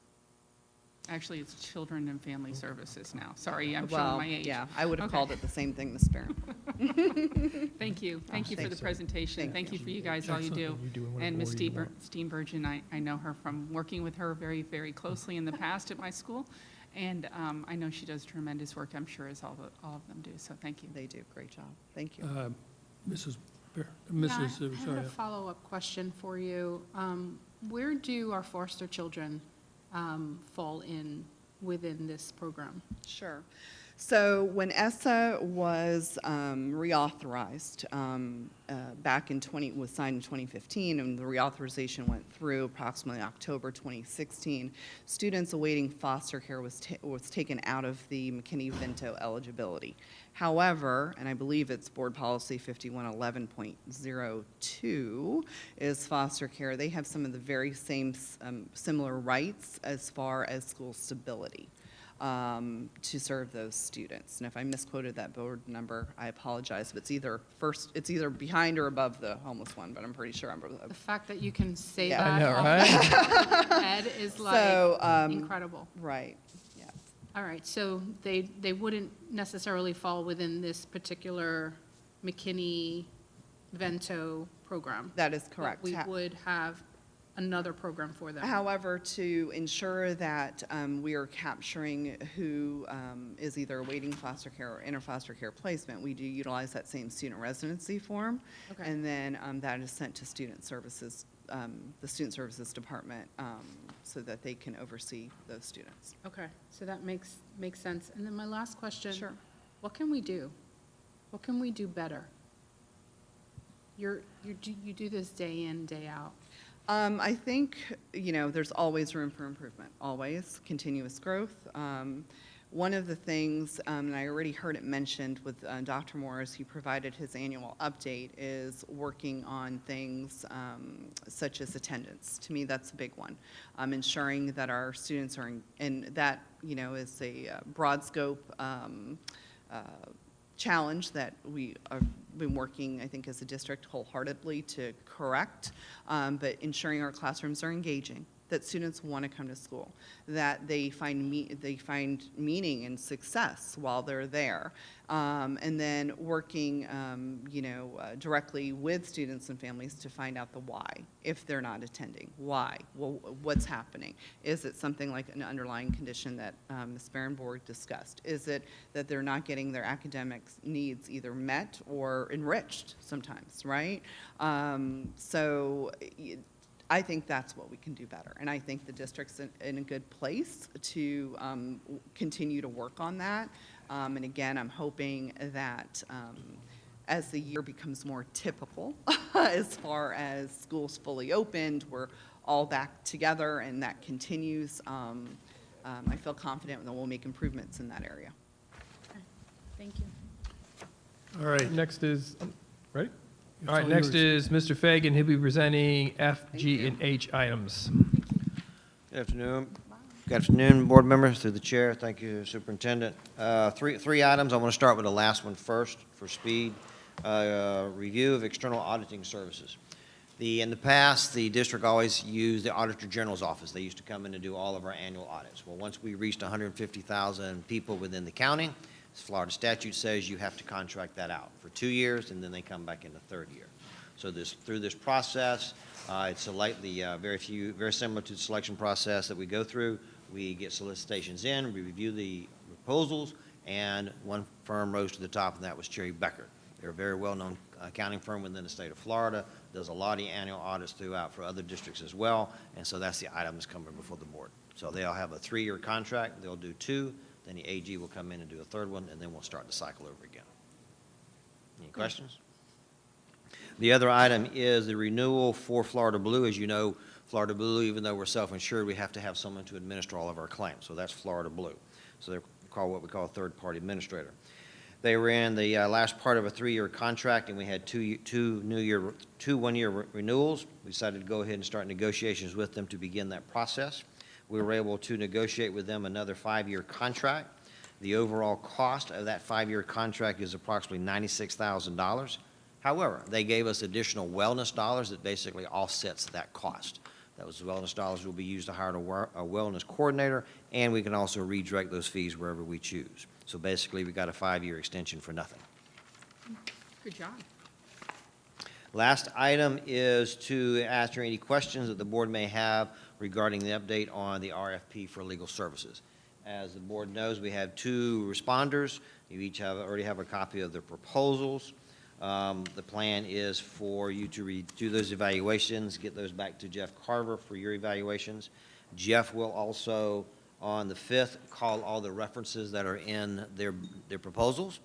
If anything unusual comes out of those proposals, we will report back to you, but other than that, we will say we contacted all the references. They were all glowing, they were all positive, there was no negatives, there was no follow-up. So you'll have that prior to the interviews on the 16th. The outline for the interviews on the 16th is the 2 selected firms. If both of them are approved by the board, will be a 5-minute introduction, 15 minutes for their presentation, and then the next question is up for discussion for the board today.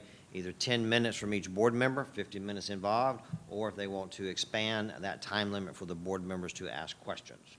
A 5-minute wrap-up so that you're looking at about 75 minutes for the total interview process for each proposer.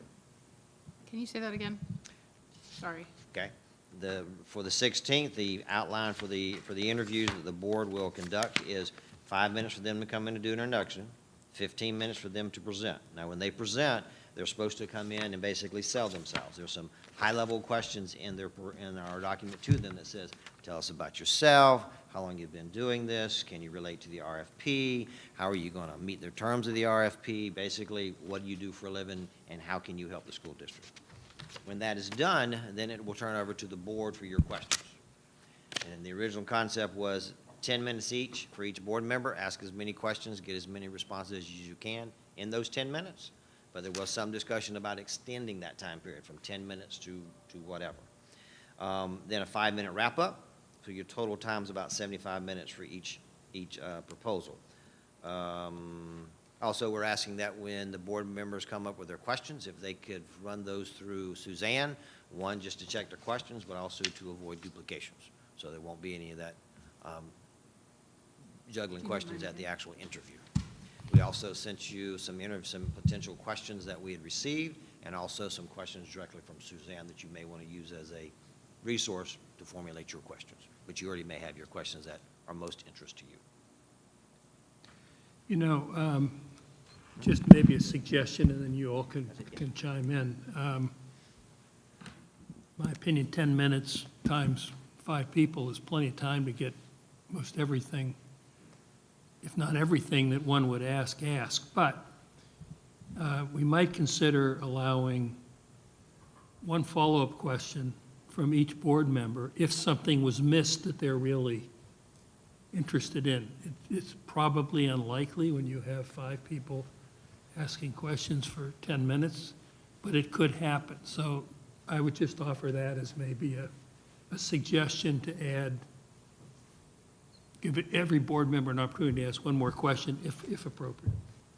Mrs. Bamberg, why don't you go? Yeah, I agree with you. I think 10 minutes per board member, if we're succinct, I think part of the concern maybe on a board member's part is, I remember when we spoke to the superintendents and we were interviewing them, and some of them got a little wordy on us. And when we went to ask, not you, when we went to ask 3 questions, our intent was to ask 3 questions, and we were able to maybe ask 1. So, you know, I guess maybe somebody telling our interviewees that, you know, stick to the point and let us know so we can ask our questions and be fair to all of them, both of them, because I don't want to be able to ask 1, 2 questions and 1 if my time expires. So I think the follow-up question part, I think, is an appropriate way and a fair way to do it. So I'm fine with that. I do want to state right now that one of the attorneys, I read through everything already and already gave you my questions, but one of the attorneys worked in St. Lucie County the same time I did, and she worked for Mr. Harrell, who was the board attorney at the time that I served as a principal. And I don't remember her. I don't remember working with her. I did work on, was deposed for 2 cases, and I don't remember her being involved in those cases. So I just wanted to be able to say that. I don't think I can recuse myself or should recuse myself because I don't remember working with her or doing anything with her. She might remember, I don't know. But I just wanted to be able to state that. So the other thing is referrals. I saw there was a long list of referrals. So you're going to call every one of them, Mr. Carver? Well, the reference is each of them submitted 5. Thank you. Oh, just the 5 that they each submitted, because there was one that had like 20 on there. Uh-huh. So I'm going to call, each firm submitted 5 references. Referrals, they may have submitted some other information, but I'm going to base it on what we asked for. We requested in the RFP that they submit 5. So 5 from each is who I will be calling. And so you're stating to all of us not to call referrals, is that correct? To the chair, yes, ma'am. Okay, so board members do not get involved in the referral. Why? I'm sorry. Well, and the reason why I say that is because I knew a couple of them on the referrals, so I was really chomping at the bit to call them, but that's okay. To the chair, and then I'll let the legal experts say it. It's basically to keep you out of that detailed process, and he's non-biased. These individuals will be working directly for him, I but they're wouldn't be directly working for you. biased, but I would, It's you to know, avoid, want the it's to truth. avoid that. Okay. However, I will defer to the expert, I've greatest. already asked Suzanne twice about Okay. that. And she told me why, so I don't know if you want to state that now or.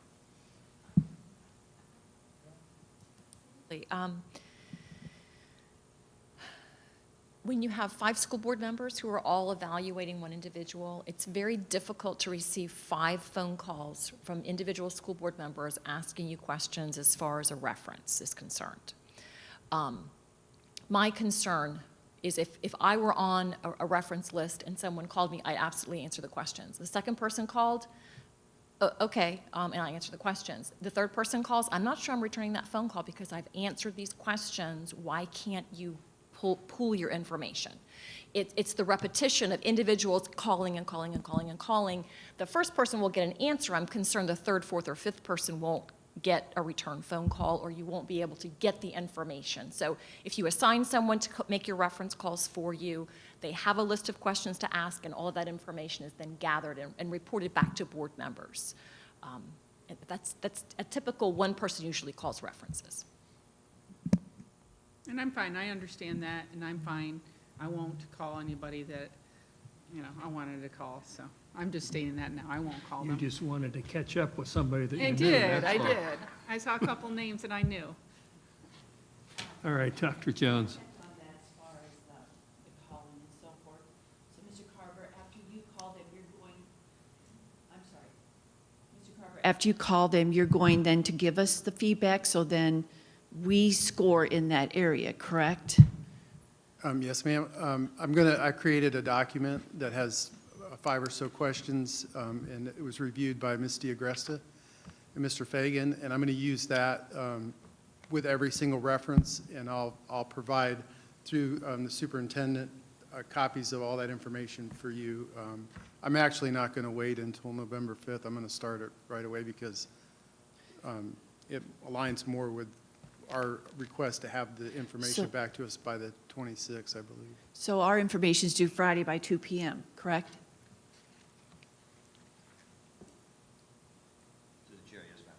So will we get that information from you before then to put that score in? I'm going to start working on it Okay, tomorrow. thank you, thank you. I'm okay with the time for the school board members, but just to be flexible, if we do have a follow-up question, not 13 of them, but if we have one that we think is important to follow up on, I would appreciate that. Mrs. Rosario.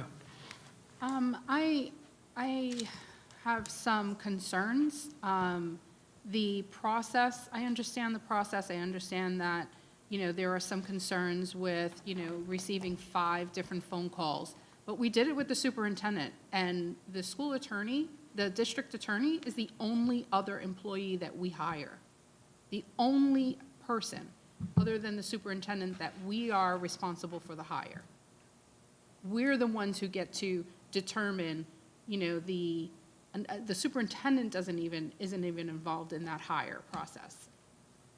It's critical that we understand who we're contacting, and people understand, that this person is, I'm sure, they were notified and said, I'm going to put you down as a reference. There are 5, school board members, they may give you a call. If someone is not interested in that, they would very clearly say, no, I'm not interested in receiving 5 different phone calls. But other than that, this is a very important position. This is very important, and this has nothing to do with whether Mr. Carver has selected the right questions to ask during the reference call. It's about making sure that there isn't anything that we forget. Because to stick with only 5 questions to ask during a reference call, it limits you. It limits you to find out more than you would receive from that call. I just think that it's not going to do us justice to really vet individual candidates the way that they should. With regard to timing, I'm okay with the timing. I definitely believe that there should be follow-up allowed in there. I also think that what we did with Dr. Moore, I know that we had individual interviews with him, but the process allowed for the board to create like a set of collective questions that board members could ask that were very general. They weren't specific questions that we individually wanted to know. The more general questions, I think, might be something that we should consider in terms of maybe asking firm questions. What does the firm have to offer? Because there are 2 parts here. There's the firm providing whatever the firm provides, and that we would ask during, a larger portion of questions that maybe collectively we can agree to what those questions might be, and then, of course, our individual questions. So that was the conversation Mr. Fagan and I had about this, and sometimes I'm wondering, and Suzanne might be able to chime in on this, sometimes I'm wondering if an individual attorney who shows up for an interview would have all of the questions or all of the answers that we might ask with regard to what their firm offers. Is that particularly the case, Suzanne? Mrs. DiAgresta? I'm going to say generally, yes. The individual who will come and is looking to serve as your school board attorney would be able to answer basic historical information about the firm that supports their work. Okay. So it's not likely that we might be in an interview with a candidate and we ask a question with regard to, will your firm provide support in federal cases if you are not certified to support us in federal cases, for example? Will your firm provide Do you have that support? substitute? Like when you weren't here, there was a substitute that was provided. Will your firm provide whatever other, concerns, questions we may have?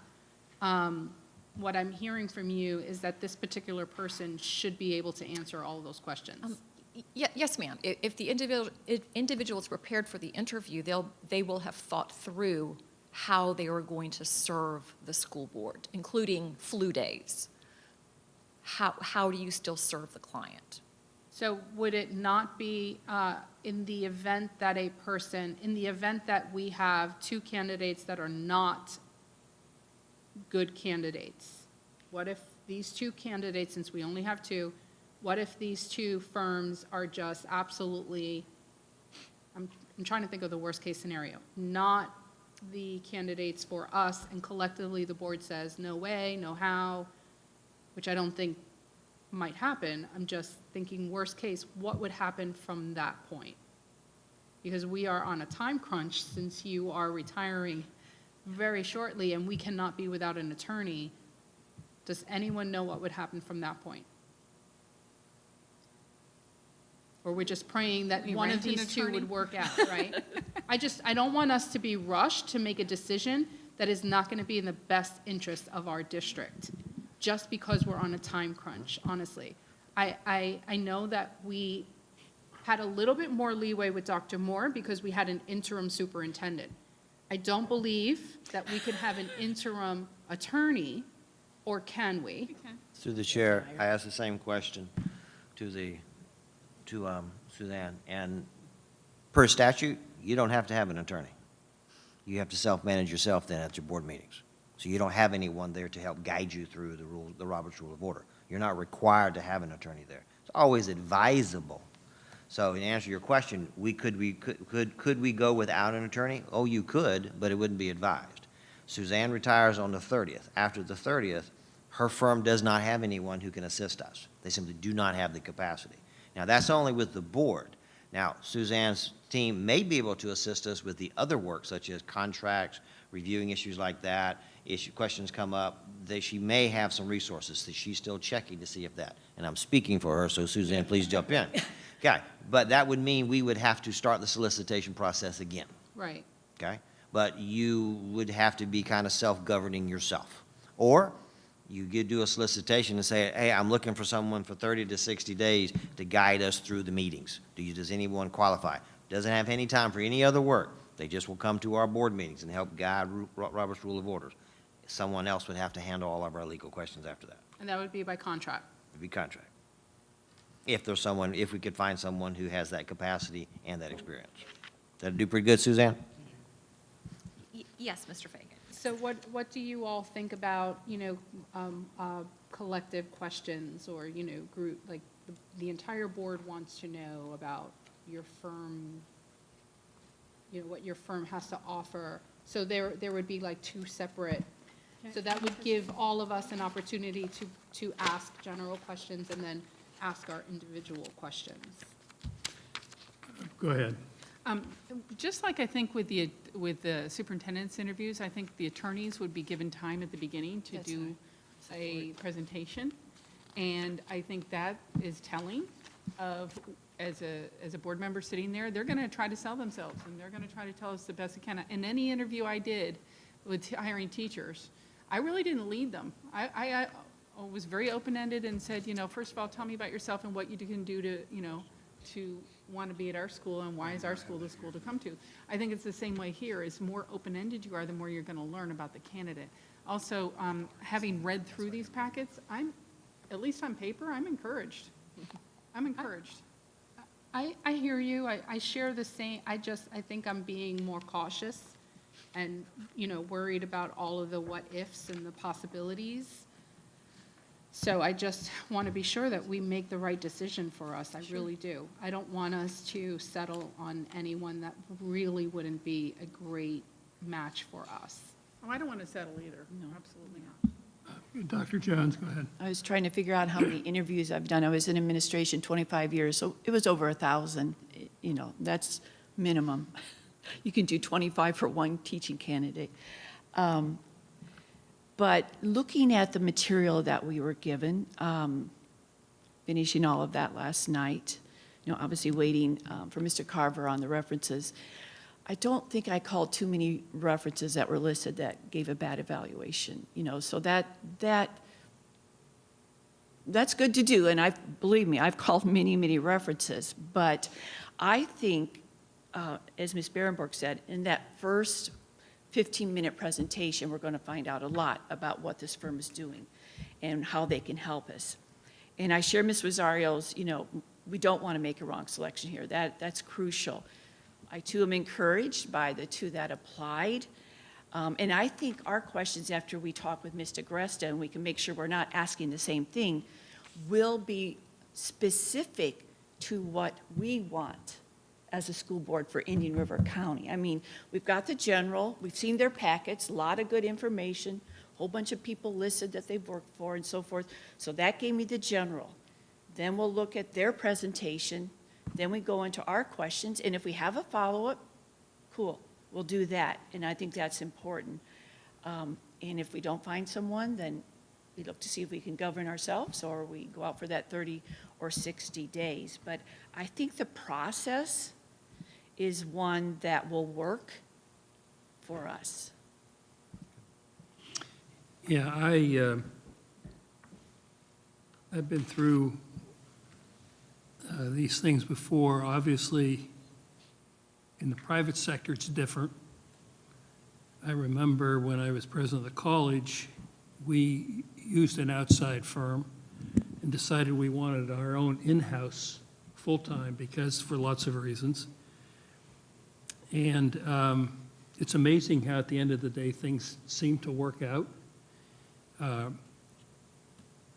We just finished a search, actually this morning, on a bank that I'm on the board of, and three of us divided up, and we each called references, as opposed to three people calling the same person. You have enough confidence in the people assigned. In this case, one of the benefits of having one person, whoever it is you're going to get a consistent question, and you're going to get a consistent response. The way it's written, the response to that question is going to be consistent, as opposed to how one of us might interpret an answer given to a specific question of that candidate.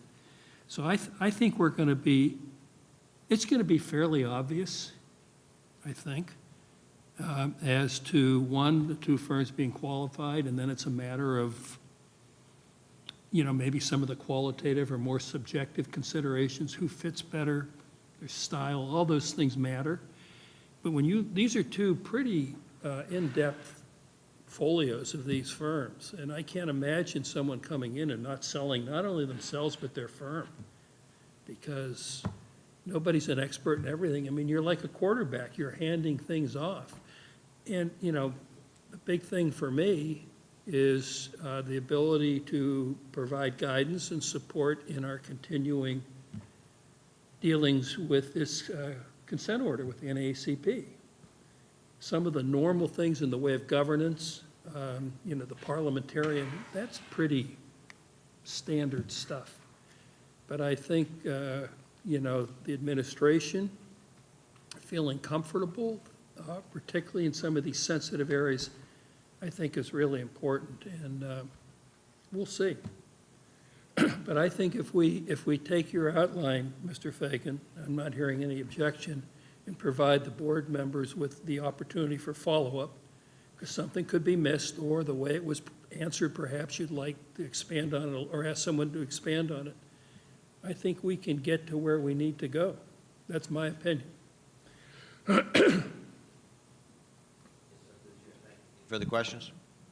The one thing that I would just like, excuse me, to mention I think while it's our decision, it's really important to get Dr. Moore and his team's input. Because day in and day out, we're going to be gone. Some of us, whenever it is. Dr. Moore and team could be here a long time, hopefully. And it's important that there be a comfort level with both firms, or if there's a preference of one versus the other, that you express that to us however you think it's appropriate. And if it's not appropriate, that's your call. But I really think we need to listen to the input we get from staff. Just my 2 cents worth. Very good, thank you. Right. Thank you, Mr. Fagan. Mr. Carver, outstanding, and Mr. Bass and Ms. Castafoli will present items I and J. Good afternoon. You're close, you're close. Castafoli? Christofoli. The microphone's not working correctly.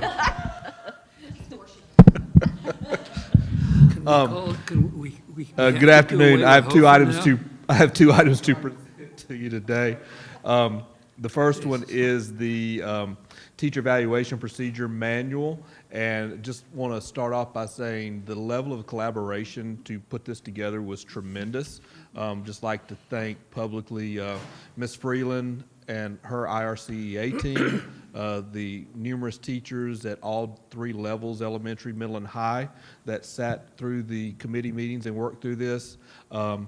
The district administrators, principals, assistant principals, their way in, and then HR team, Ms. Oak, Ms. Christofoli, Dr. Suit, Mike Smeltzer, and also we drafted Ms. Emerson from C&I to work with us also, put this together. I don't know that the collaboration could have been any stronger, and because of that, we came up with a manual that we feel is fair and equitable, and everyone is satisfied with it.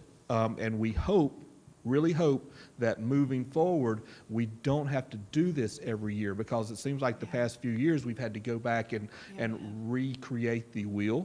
And hopefully we've got a product here that will stand the test of time with minor tweaks given out, whatever the state mandates for us, and also things that we see that we need to correct. So we feel like we're in a good place here. And also I always want to give a shout out to Ms. Christofoli and her team for putting together an online tutorial training session that staff can go in and view and work through so they can get a better understanding of the evaluation model. And without further ado, I'm going to turn it over to Ms. Christofoli for an expeditious preview or presentation of it. Thank you, Mr. Bass.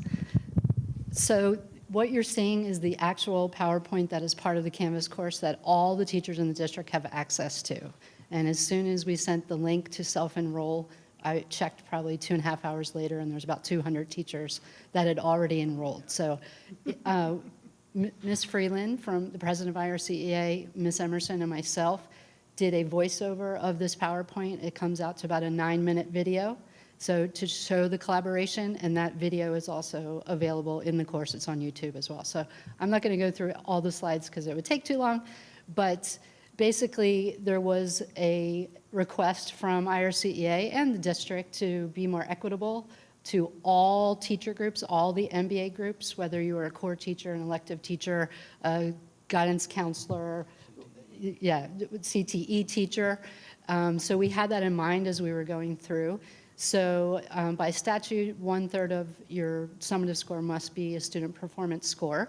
And we actually looked around at different models from the state and I'll say stole from some others like good teachers do. So the summative score is made up of 3 parts: the instructional practice score, which is your formals and informals, and there's a schedule depending on whether you are a Category 1 or Category 2 teacher, which is dependent upon how many years you've been in the district. And there are only 23 elements because we're using the new Marzano focus model. So they will all be averaged together. Previously, it was a different percentage was weighted depending on the domain. So this is just whatever you get scored on all of your observations, they're all averaged together to come out with a final score, which is a 0 through a 4. And then there's the chart on how you become highly effective. This is the instructional non-classroom model on the right. So you can see on the left for the teachers, there are the 23 elements: standards-based planning, standards-based instruction, conditions for learning, professional responsibilities. And then one of the other thirds is deliberate practice. One of the requests was to be able, with all of the things that the teachers are tasked to do, to be able to have opportunity for a deep dive with professional development, and it be their choice. So before it was, well, we're gonna make you do this one, but you can pick one too. And now it is completely teacher choice of something that they want to choose to surround their professional development around, and work with their evaluating administrator in more of a coaching model, that if they're starting out at a certain level, they can discuss what strategies they could use in the classroom. So when they do go in to observe, they could see those strategies and work towards becoming highly effective with that one element. And then the student performance score is completely different than it's ever been, and this is really what brought the equity to all of the MBUs. It is their choice. They are to agree with their evaluating administrator on what their student learning objective is. And so for those of you that have been around on the old IPI-DIPI or professional development plan, you would write some goals. Well, now they have meaning, and they are attached to an assessment where you will be at the end of the year closing out that form and saying, here's my iReady data, if the teacher chose iReady or FSA, or if they wrote their own locally created assessment, which they can do, and that's not just for elective teachers, but any teacher can do that, but that is agreed upon in the formative conference meeting at the beginning of the year. So this is all from the TEP, and then you can see it's found on page 60, but we provided a chart for the teachers. It goes from pre-K all the way up through 12th grade, all the possible different grade levels and courses, subject areas that you can teach, and what historically has been what was part of your state VAM, FSA, EOC, IB test, AP test, but that everyone can also do an LCA. And so we also decided, because we also had about 5 elementary principals on one call saying, okay, well, if it's iReady, what would that parameter be? And we wanted to be able to give the teachers explicit. So that is also part of the TEP, so they can choose growth or proficiency, typical or stretch. That would stay in standard view if you know iReady. So the formative conference checklist really goes through, and it is on here, it goes through. One of the intent was to make sure that the administrator was taking the time to meet with each teacher, review the TEP so they understand, and that is outside of any training. You'll see that it goes through, oh, did you look at the conference forms? Did you look at ClassLink so you know where to get Find I observation? Do you know Category 1, Category 2? How many formals and informals that you need? And then at the end is the actual summative evaluation form, so they already know what it looks like. And that is all part of the formative conference. And then how do I track? That's on the professional growth plan. And you'll see that it looks very similar if you've been around to the IPI-DIPI. But we have changed the right side. Instead of goals, it says student learning objective. You will also see the deliberate practice box where they are in the formative conference agreeing on kind of a beginning level. And then they're going to include all of their professional development activities throughout the year. They will meet in the middle of the year. I just went through to show all of the different things. They'll meet in the beginning of the year and the mid-year to review. And so as far as training is concerned, we, again, have created this Canvas course, but we've also tasked each principal to have their own training on their site to review the TEP with their staff, so their staff could ask any questions, and then Ms. Emerson, myself, Ms. Olk, HR, any teacher can call us, email us with specific questions if they do, and they have already. So I just wanted to go through that real fast and then open up any questions you have. Thank you. Sure. I will say this template looks awfully familiar to the one I used in St. Lucie. It's been around a long time. Yeah, it's interesting.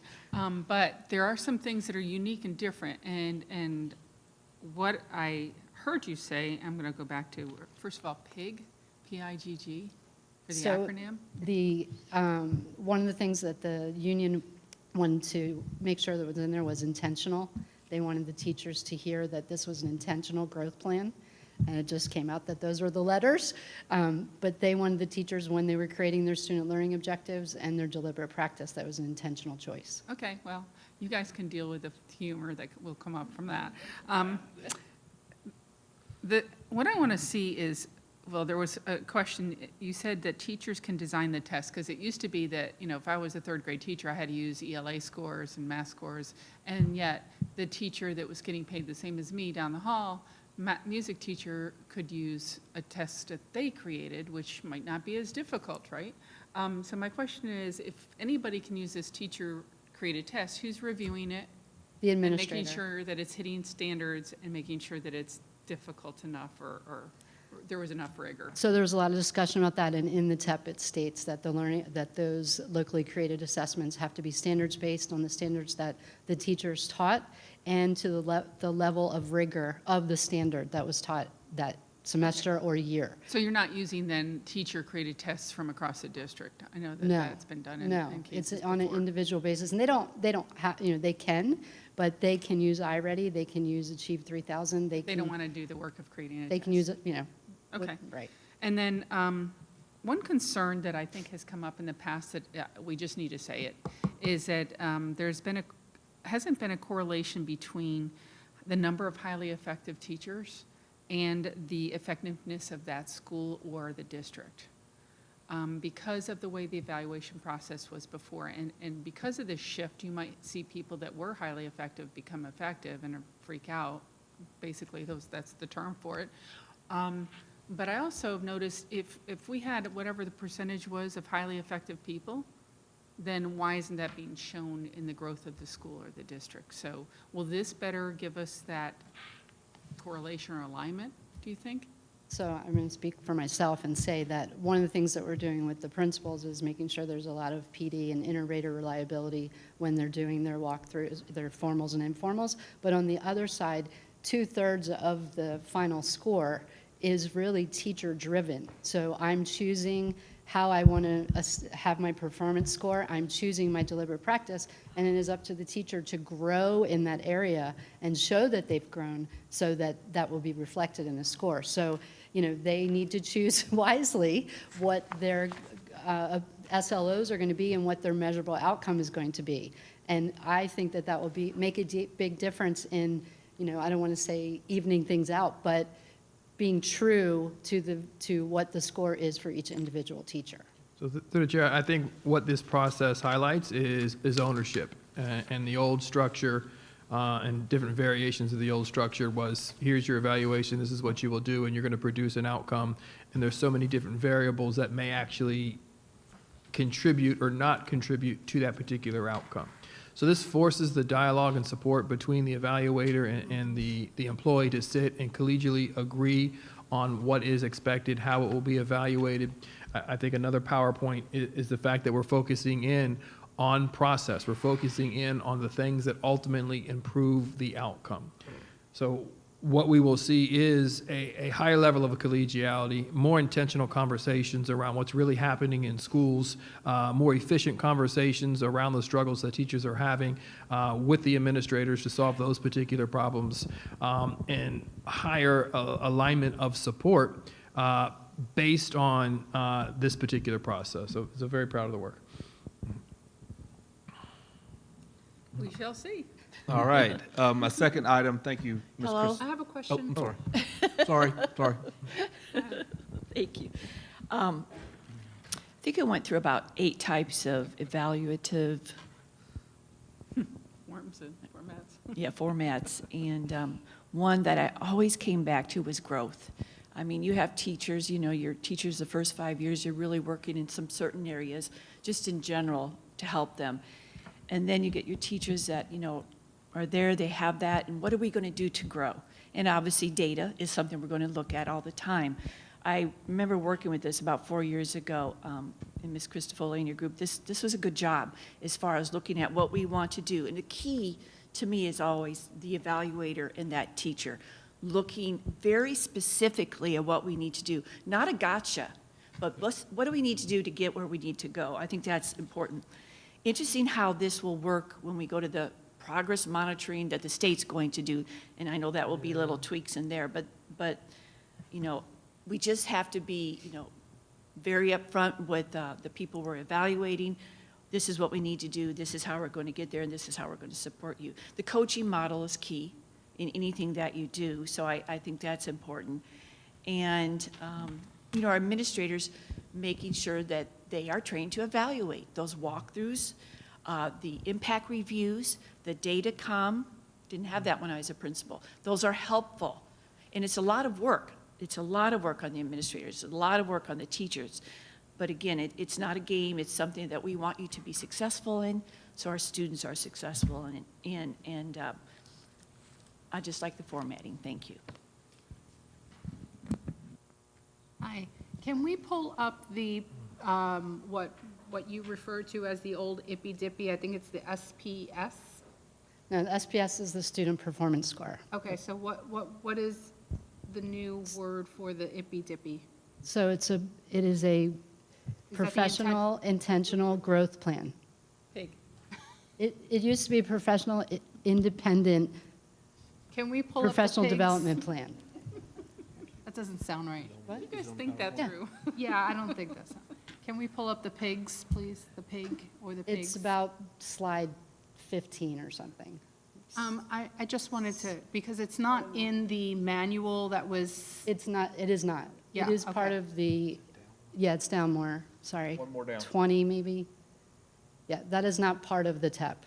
It doesn't have to be part of the TEP. okay. That is Title II, professional development, educator quality piece. Okay.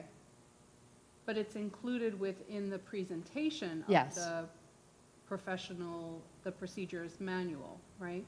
It is included in the presentation because it is a necessary part that the teachers complete. This is where they're going to write their SLOs, this form is always done as part of a this is their official professional development plan. It is not a requirement to be in the TEP by the state. So one of the things that I thought, since we're talking about aligning everything together that we have, was specifically aligning whatever their professional growth plan would be to their school improvement plan.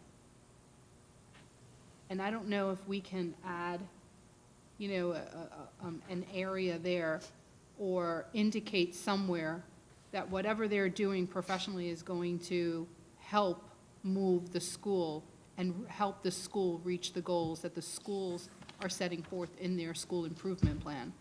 And again, we want you to actually grow professionally, but we also want you to understand that you're part of a school, and we need to all be on the same page with that. So how can we better align these pieces? So through the chair, I think this particular area is really drilling down to the individual need of that particular teacher. So a school improvement plan, using the example that we've been working through, differentiated instruction, which is a school-wide initiative. This particular teacher may be a brand-new teacher, and we're more into classroom management, or maybe a career CTE teacher, and it's more industry-focused, whatever the case may be. So we need the ability to, be individualized from the perspective of where do we grow this specific teacher and their highest need area, while at the same time, school-wide, we're working on this particular strategy overarching across the entire organization to make sure that it's sustainable at the end of the school year. So it allows us on two different levels, one of which across the entire organization, working on differentiated instruction, while at the same time meeting the individual needs of a particular teacher based on their own self-reflection and dialogue with their evaluator. So the pig doesn't have to be essentially, it could be individualized on any. I'm sorry, On what did you call me? That's going to be the problem right there. I know, I think we need to, I think this really needs to be thought through. We just don't use the. PIG, because we use acronyms for everything, even the Right. ippy-dippy was, Right. a cute awful little one. twang to it. But so it's gonna be individual, right? It'll Anybody be can choose individualized, anything. and that really is the intent. We want to force the conversation, a really supportive collegial conversation regarding the reality of what that teacher needs, which means support and development for our administrators on how to build that trust to facilitate those kinds of purposeful conversations. So what used to happen years ago, which hopefully is not happening now, is that if a teacher was put on some kind of performance plan, because there is a need for that, the ippy-dippy would be used to support whatever that performance plan would be. And then what I'm hearing is that's no longer going to be the case. Your PIG is going to be specifically for your professional growth and will not be tied into your evaluation. Or will it?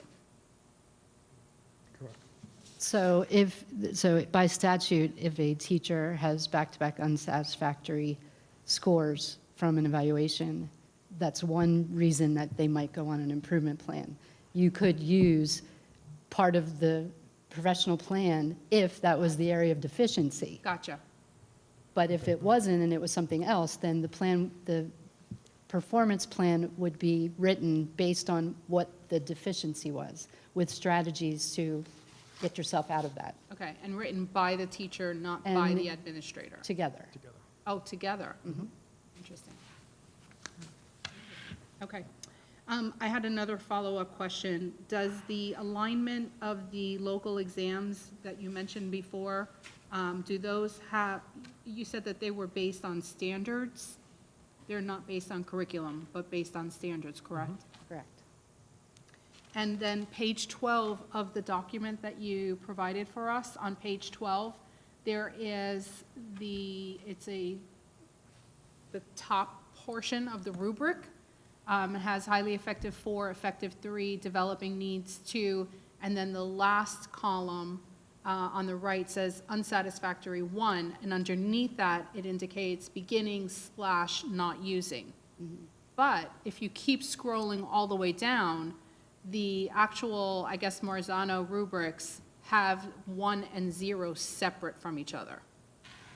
So there's a 1 and then there's a 0, which is nothing, you know. Do we need to change that very top indicator? so No, that all it of that was doesn't- agreed upon with the union, those scales. Okay, because it's not consistent, that's all I'm saying. So there's an overall summative score that has a scale, and then there's individual depending on the part of the evaluation, like the IPS, the deliberate practice, the student performance score, and the summative. So like the summative, you have to have a 3.2 to a 4 to be highly effective, and then it goes down from there.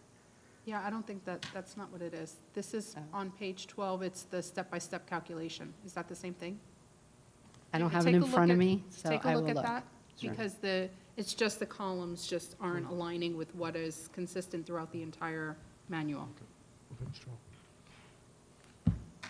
And Mr. Chair, the final item belongs to you, which is, I got one Wait, more. he's got weight room. Weight room, let's get in shape. Okay, so last item is the weight room equipment purchase for Sebastian River High School. Very excited about this, after going to Sebastian River High School, seeing the condition of some of the weight equipment there that's been there probably since the inception of the school. Dr. Jones, it is time for a redo there. Justin, and I'm going to try my best to pronounce his last name correctly, Pelicia, the new athletic director at Sebastian River High School, started in July, hit the ground running. We met and looked at what we could do to improve the entire athletic program at Sebastian River High School, and we kind of all felt unanimously we needed to address the weight room first. And the timing of this works out perfectly because they are due for new flooring in there. So all the equipment would come out, the new equipment would go in after the new flooring is put down. Excited about the setup that Justin and his team worked with BSN Sports to come up with. So basically you'll have 12 bench stations with double bar racks that will allow for additional exercising and strategically placed. And you're looking at possibly as many as 36 kids working out in that weight room at one time, which is tremendous. We were really going to maximize the space. You know, and the other thing I like about the quote that they put together is, yes, you're working on big bulk muscle building, but also they have got equipment there for smaller muscle sets, be used by males and females. So really excited about this. I have one Sure. little question. The reason why I don't know if I can vote on this and approve it is because of the landmines. They've got 3 things in there called landmines. Can you tell us what those are? So I'm not 100% sure what the landmine is. I don't want to approve putting landmines in our I school. trust Justin and his team in putting that together. I can get you an answer on what the landmines Yeah, are. what is it? But I- This is a marketing branding Yeah. I'm question. sure, Yes. but, you know. So it's probably, I'm gonna come back with some common name that you and I know from back in our times when we were actually in a weight room. And we're gonna say, oh, okay, why do they name it landmines? Yeah, well, and I mean, you've only presented 2 items, and one was a pig and one was a landmine, so I'm a little nervous about that. Yeah, All so right. I think I'm done for the day. So, Thank you. All right. thank you. And now, Mr. Barefoot, the final item was yours. We'll push on the board protocol that was aspirational to begin with. Yeah. Okay, we've all received plenty of feedback on our proposed changes to policies. So if you'll, so I don't need to provide any context. We've had plenty of context provided. So I'm going to go through several bullet points here with a suggestion at the end. At the workshop business meeting on September 28th, the board engaged in a dialogue to modify policy to ensure that the business of the board is placed as a priority. Over the last several months, at times, the business of the board has been initiated late in the evening due to extended timeframes in which citizen input took place. On September 29th of this year, the National School Boards Association crafted a letter condoning current conditions surrounding school board meetings. And obviously, as you've all seen, the Florida School Board Association responded to that, and in turn, I guess after the performance of Attorney General Merrick in front of a Senate committee, the National School Boards Association has apologized for that letter and the language in it. A possible solution to ensure that the work of the board doesn't begin at late hours is to begin the business meeting at 5 p.m. This would allow us to continue our current practice for citizen input, while at the same time increasing the likelihood that the business of the board is initiated earlier in the evening. If the board is amenable, policies 0165, which is meetings, 0166.1, which is workshops, and policy 0168, minutes, would be brought to the board for approval in November, as they do not change or modify our current practices. There have been some edits to those. I would call them cleanups, but they don't change our current practice.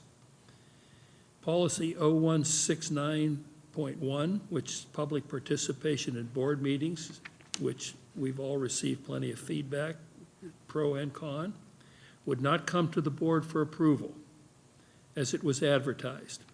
As a result, it would not be modified, and we would continue with our current practice. In other words, we don't change.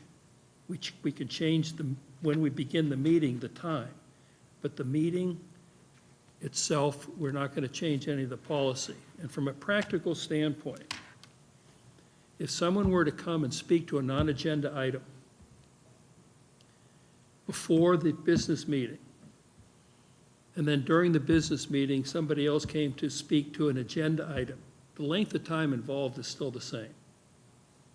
So it makes no sense, particularly in this climate when I think people perhaps have misunderstood or misinterpreted our intentions in these discussions. It's not worth tweaking this, and my suggestion is we leave it alone. People are going to come and speak to whatever they want to speak to, the agenda items that are not on the agenda, we just start the meeting earlier. Now, whether that meeting starts at 5 o'clock or 5:30, it would give us that much more time. And to accommodate those who would like a break between the workshop and the business meeting, we can start the workshops at noon rather than 1 o'clock. So that's my suggestion, and I don't know how you all feel about it. Mrs. Rosario, go ahead. Yeah, I'm glad you brought this up. At first, I didn't know where you were going to go with this. I have to say that I appreciate bringing this back to us now after hearing you explain your bullet points. Even though initially I suggested creating this pre-agenda session to begin at 5 o'clock, I did that because I did not want any non-agenda items to wait until 9, 10, 11, 12, midnight, post our meeting. So I just thought the best next, possibility for them would be the 5 o'clock.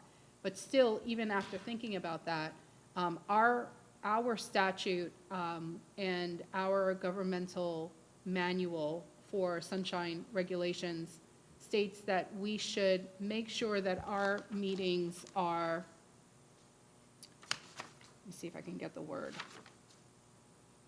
are, no. Oh, offered at a reasonable opportunity, reasonable time, reasonable opportunity, including formal or informal settings.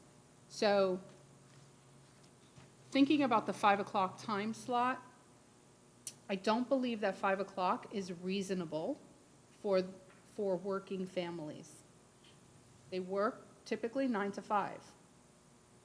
Anyone who wants to come and speak to an agenda or a non-agenda item would not have enough time to get here, even if we were to keep it the way that we have it now or not. Starting at 5 o'clock is just not reasonable.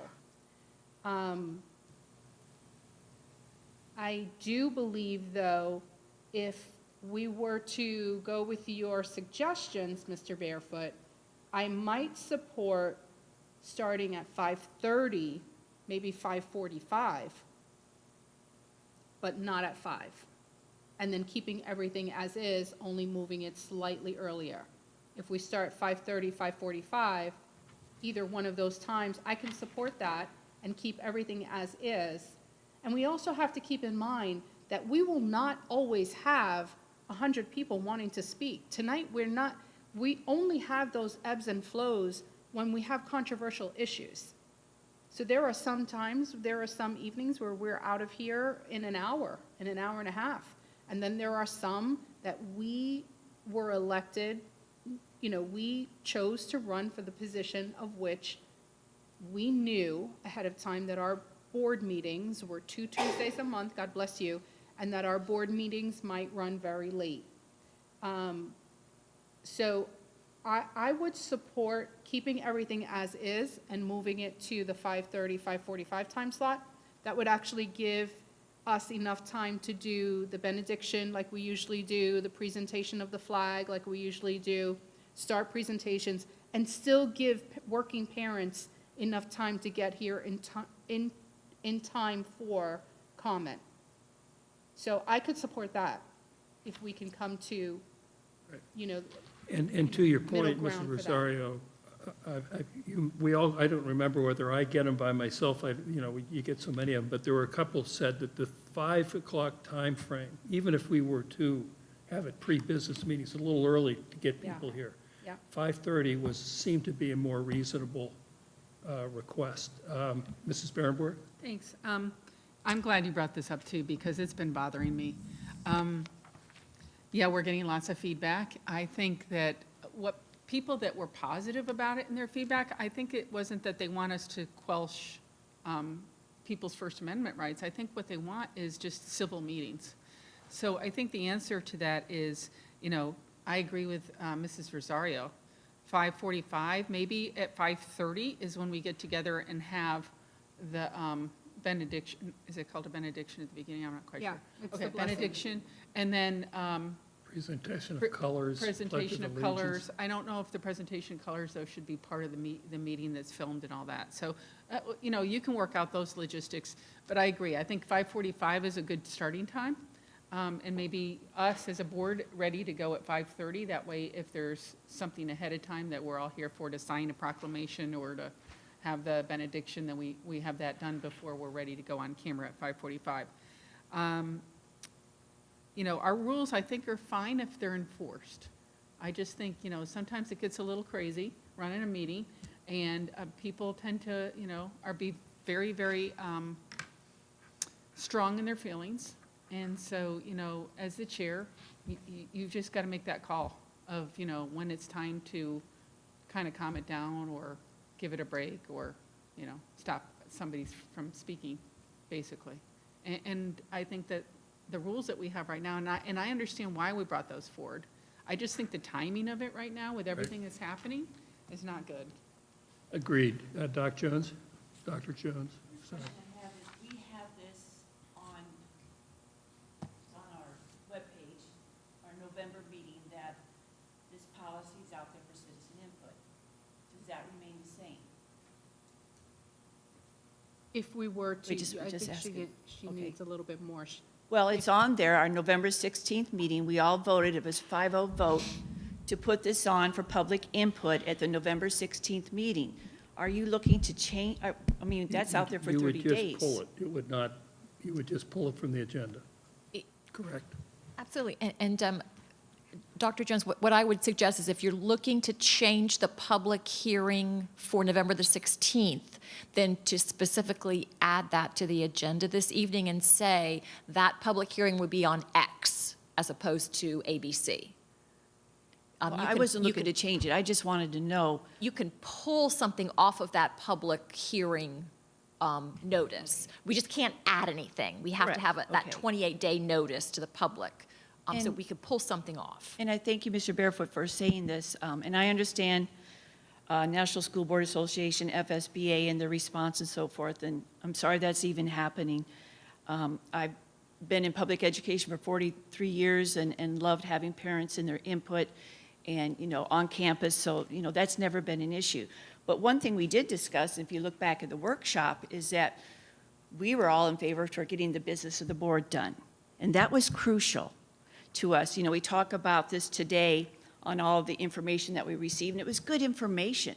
I mean, this is why we're here. And please, citizen input is essential, absolutely essential. And 40 years I've been here, very few speak on action or consent items. I would, from what I have researched, probably less than 10%. And we all know that we can't just stand back and say that more of these things are going to be coming. We've all gone through this. Critical race theory, equity, mask, some things will be coming. And I don't know how many times we've said, we're not teaching critical race theory. So, let's be honest with that. We know those things are here. We know we're in that arena now. My intent for bringing that up, and it was on the agenda, the detailed agenda that day was, we've got a lot to do. We've gone through a pandemic. We're behind in some things. We want to do better. We look at our ranking in the state overall. That's what I feel we were elected to do, is the business of the board. Citizen input, on the calls I've received and the emails I've returned, I have no problem coming early or staying late. Some of our school board meetings start at 3 in the state. Some start at 4. So whatever we can do to make sure that the citizen input is there, and I don't think anyone's First Amendment was violated, because they can speak, and I don't care if they're on TV. I don't care. That was never an issue for me. But they are to speak to the board, they are to speak to the board. And if it's before will help a little bit, after will help a little bit, that's okay. But like I said, when we left that meeting on September 28th, it was a 5-0 vote to consider this, to listen to input. I'm not saying it would have passed. I'm just saying listen to input. But I will certainly work with board members, but I just want to make sure that we are making sure that we are doing the best we can for our students. That's our main reason we are here. So whatever we go to, I'll listen and I'll do my vote, but I don't know, probably 5:30 would work better, but changing because of the time that we're in with NSBA and FSBA, I'm sorry that happened. I really am, but I still think what we need to do here is so important. And maybe, as school board chair, you can think of some other things as far as what we need to do to make sure that's our priority.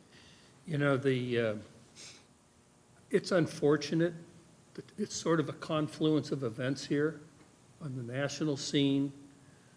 the Senate hearings, what's going on in Loudoun, Virginia, the governor's race. I mean, you can't listen to a television station. I don't care whether it's CNN or MSNBC or Fox Or Saturday Night Live. or Saturday They did Night Live. They did a skit on this.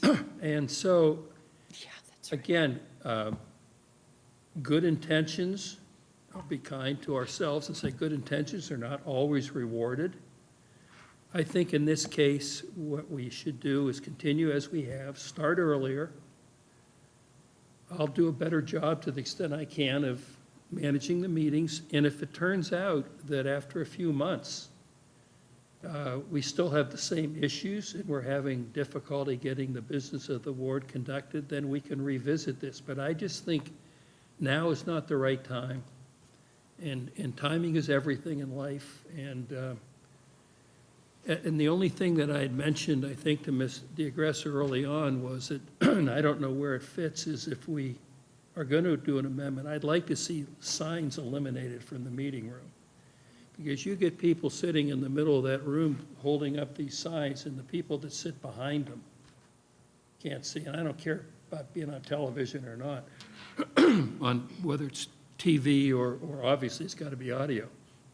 That's my only Right. concern about what has taken place in some of these meetings. But that's just me. Ms. Rosario, go ahead. Yeah, are you okay with 5:45? I just think we got to do it at 5:30. I mean, It's better than 5, but I would prefer 5:45. And like Mrs. Berenborg mentioned, we shoot to begin at 5:45, but we're here at 5:30 For the benediction. for the benediction. We're here at Signing 5:30 proclamations. for, but Signing of presentations something. are part of the formal business meeting. yes, presentations will start at 5:45. Well, right now, we start at 5:55, and there's if there is a benediction, we don't always have one, We're but if there's supposed to. someone. We're supposed to. Look, I don't care. The big thing, as far as I was concerned, now is not the time to create the impression, which we've done in some people's minds, Well, to try and silence citizen input. That was not the intention. It was all. No, you're right, and I'm glad that there's consensus here. Mrs. Berenborg, if you might, let me just ask Mrs. DeAgressa one question, please, because I had a follow-up to what was mentioned earlier about pulling items. Mrs. DeAgressa, you said that we can pull an item, we just can't add an item. Can we pull these before the November 15th, or do we have to wait until the November 15th and then pull them? I think it's November 16th, so let's just be sure. Sorry. 16th is a Tuesday. So I just want to be sure, I don't want that to get out that maybe we're moving the day of the meeting. You could do it either way, Mrs. Rosario. The board could take action tonight to cancel the public hearing with regard to the rule adoption on November, that's been calendared and scheduled and noticed for November the 16th. That way you could publish a notice of cancellation so that folks don't come down specifically to speak to something when it's been canceled and taken off the agenda, or you can wait until that night and pull it, Oh, so there can be a notice of cancellation before the 16th, to cancel the public hearing with regard to the rule adoption, yes. and that can happen at any time? Tonight, That can happen tonight? Is which that I think some- it should. Is that something we have to vote on? Did I hear that? No, we just, Yes, the we board have to vote. specifically made a motion for a public hearing for the rule adoption process for November the 16th. So if the board wishes and they wish to cancel it and they want to put that notice out ahead of time, you would pass a motion at the business meeting this evening to cancel the whole thing, a piece of it, whatever it This is. particular so it would policy. have to, so it Whatever would you'd have to like be to- added to action? Right, Okay.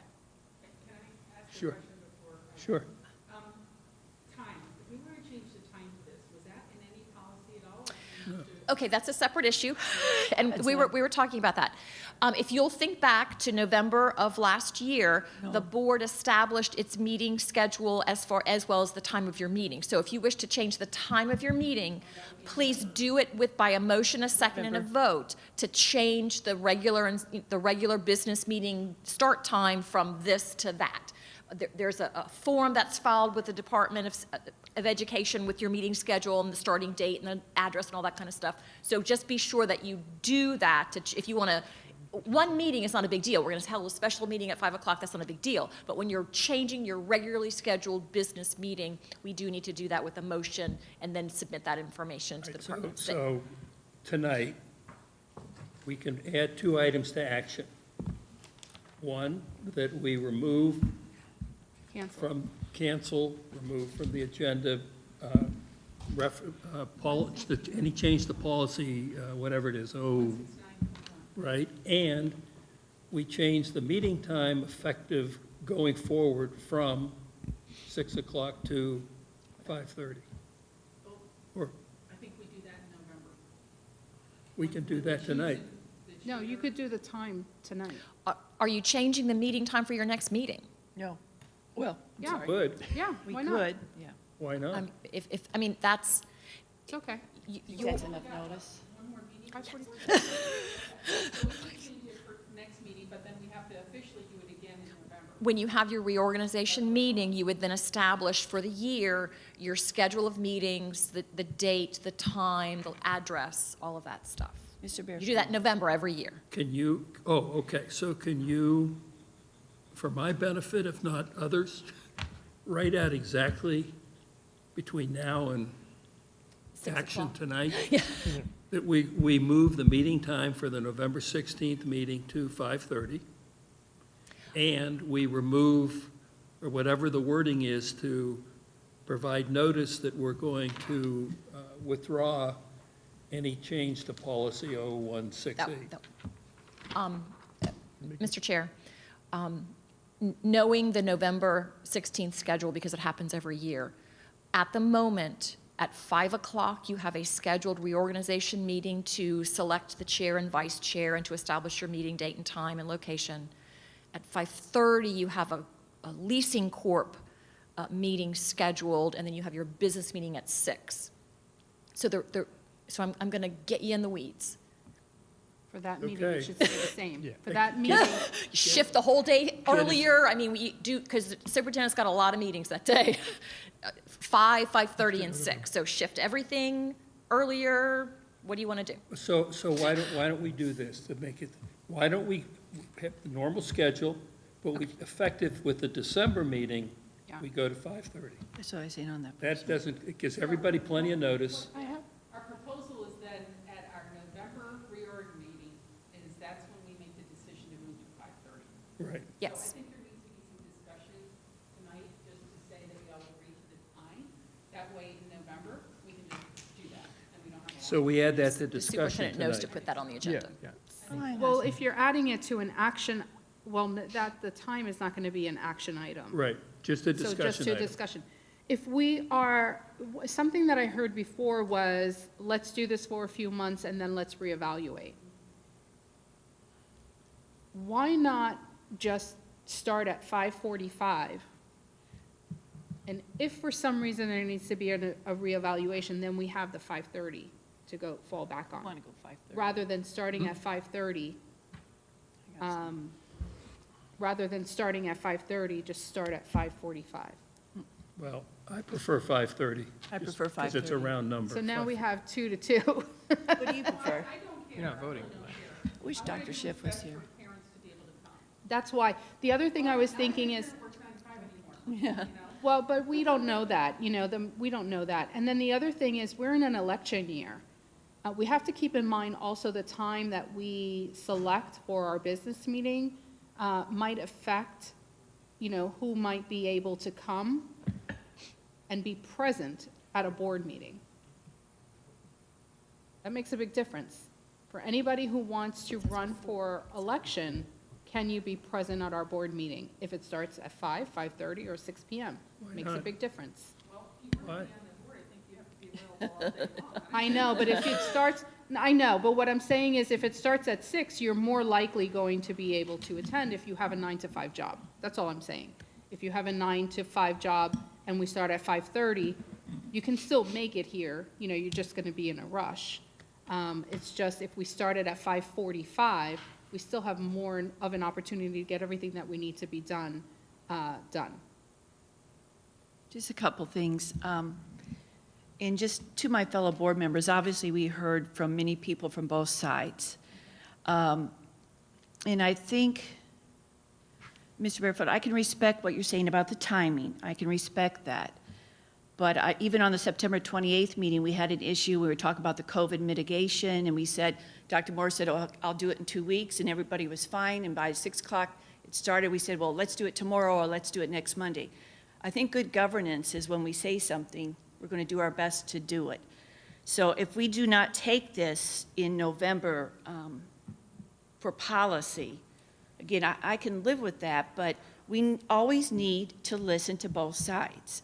You know, from many phone calls I received said, you're just listening to the people who are there and angry and loud and so forth. So there's that silent, yeah, maybe they can't come to the meetings, but we have to be careful because we serve all of the residents of Indian River County and our students. So I just think, you know, the timing, I understand, and I'll probably go with it, but I just, you know, I want to make sure that when we say something, we follow through, and it looks like we're not changing our mind because everybody's upset.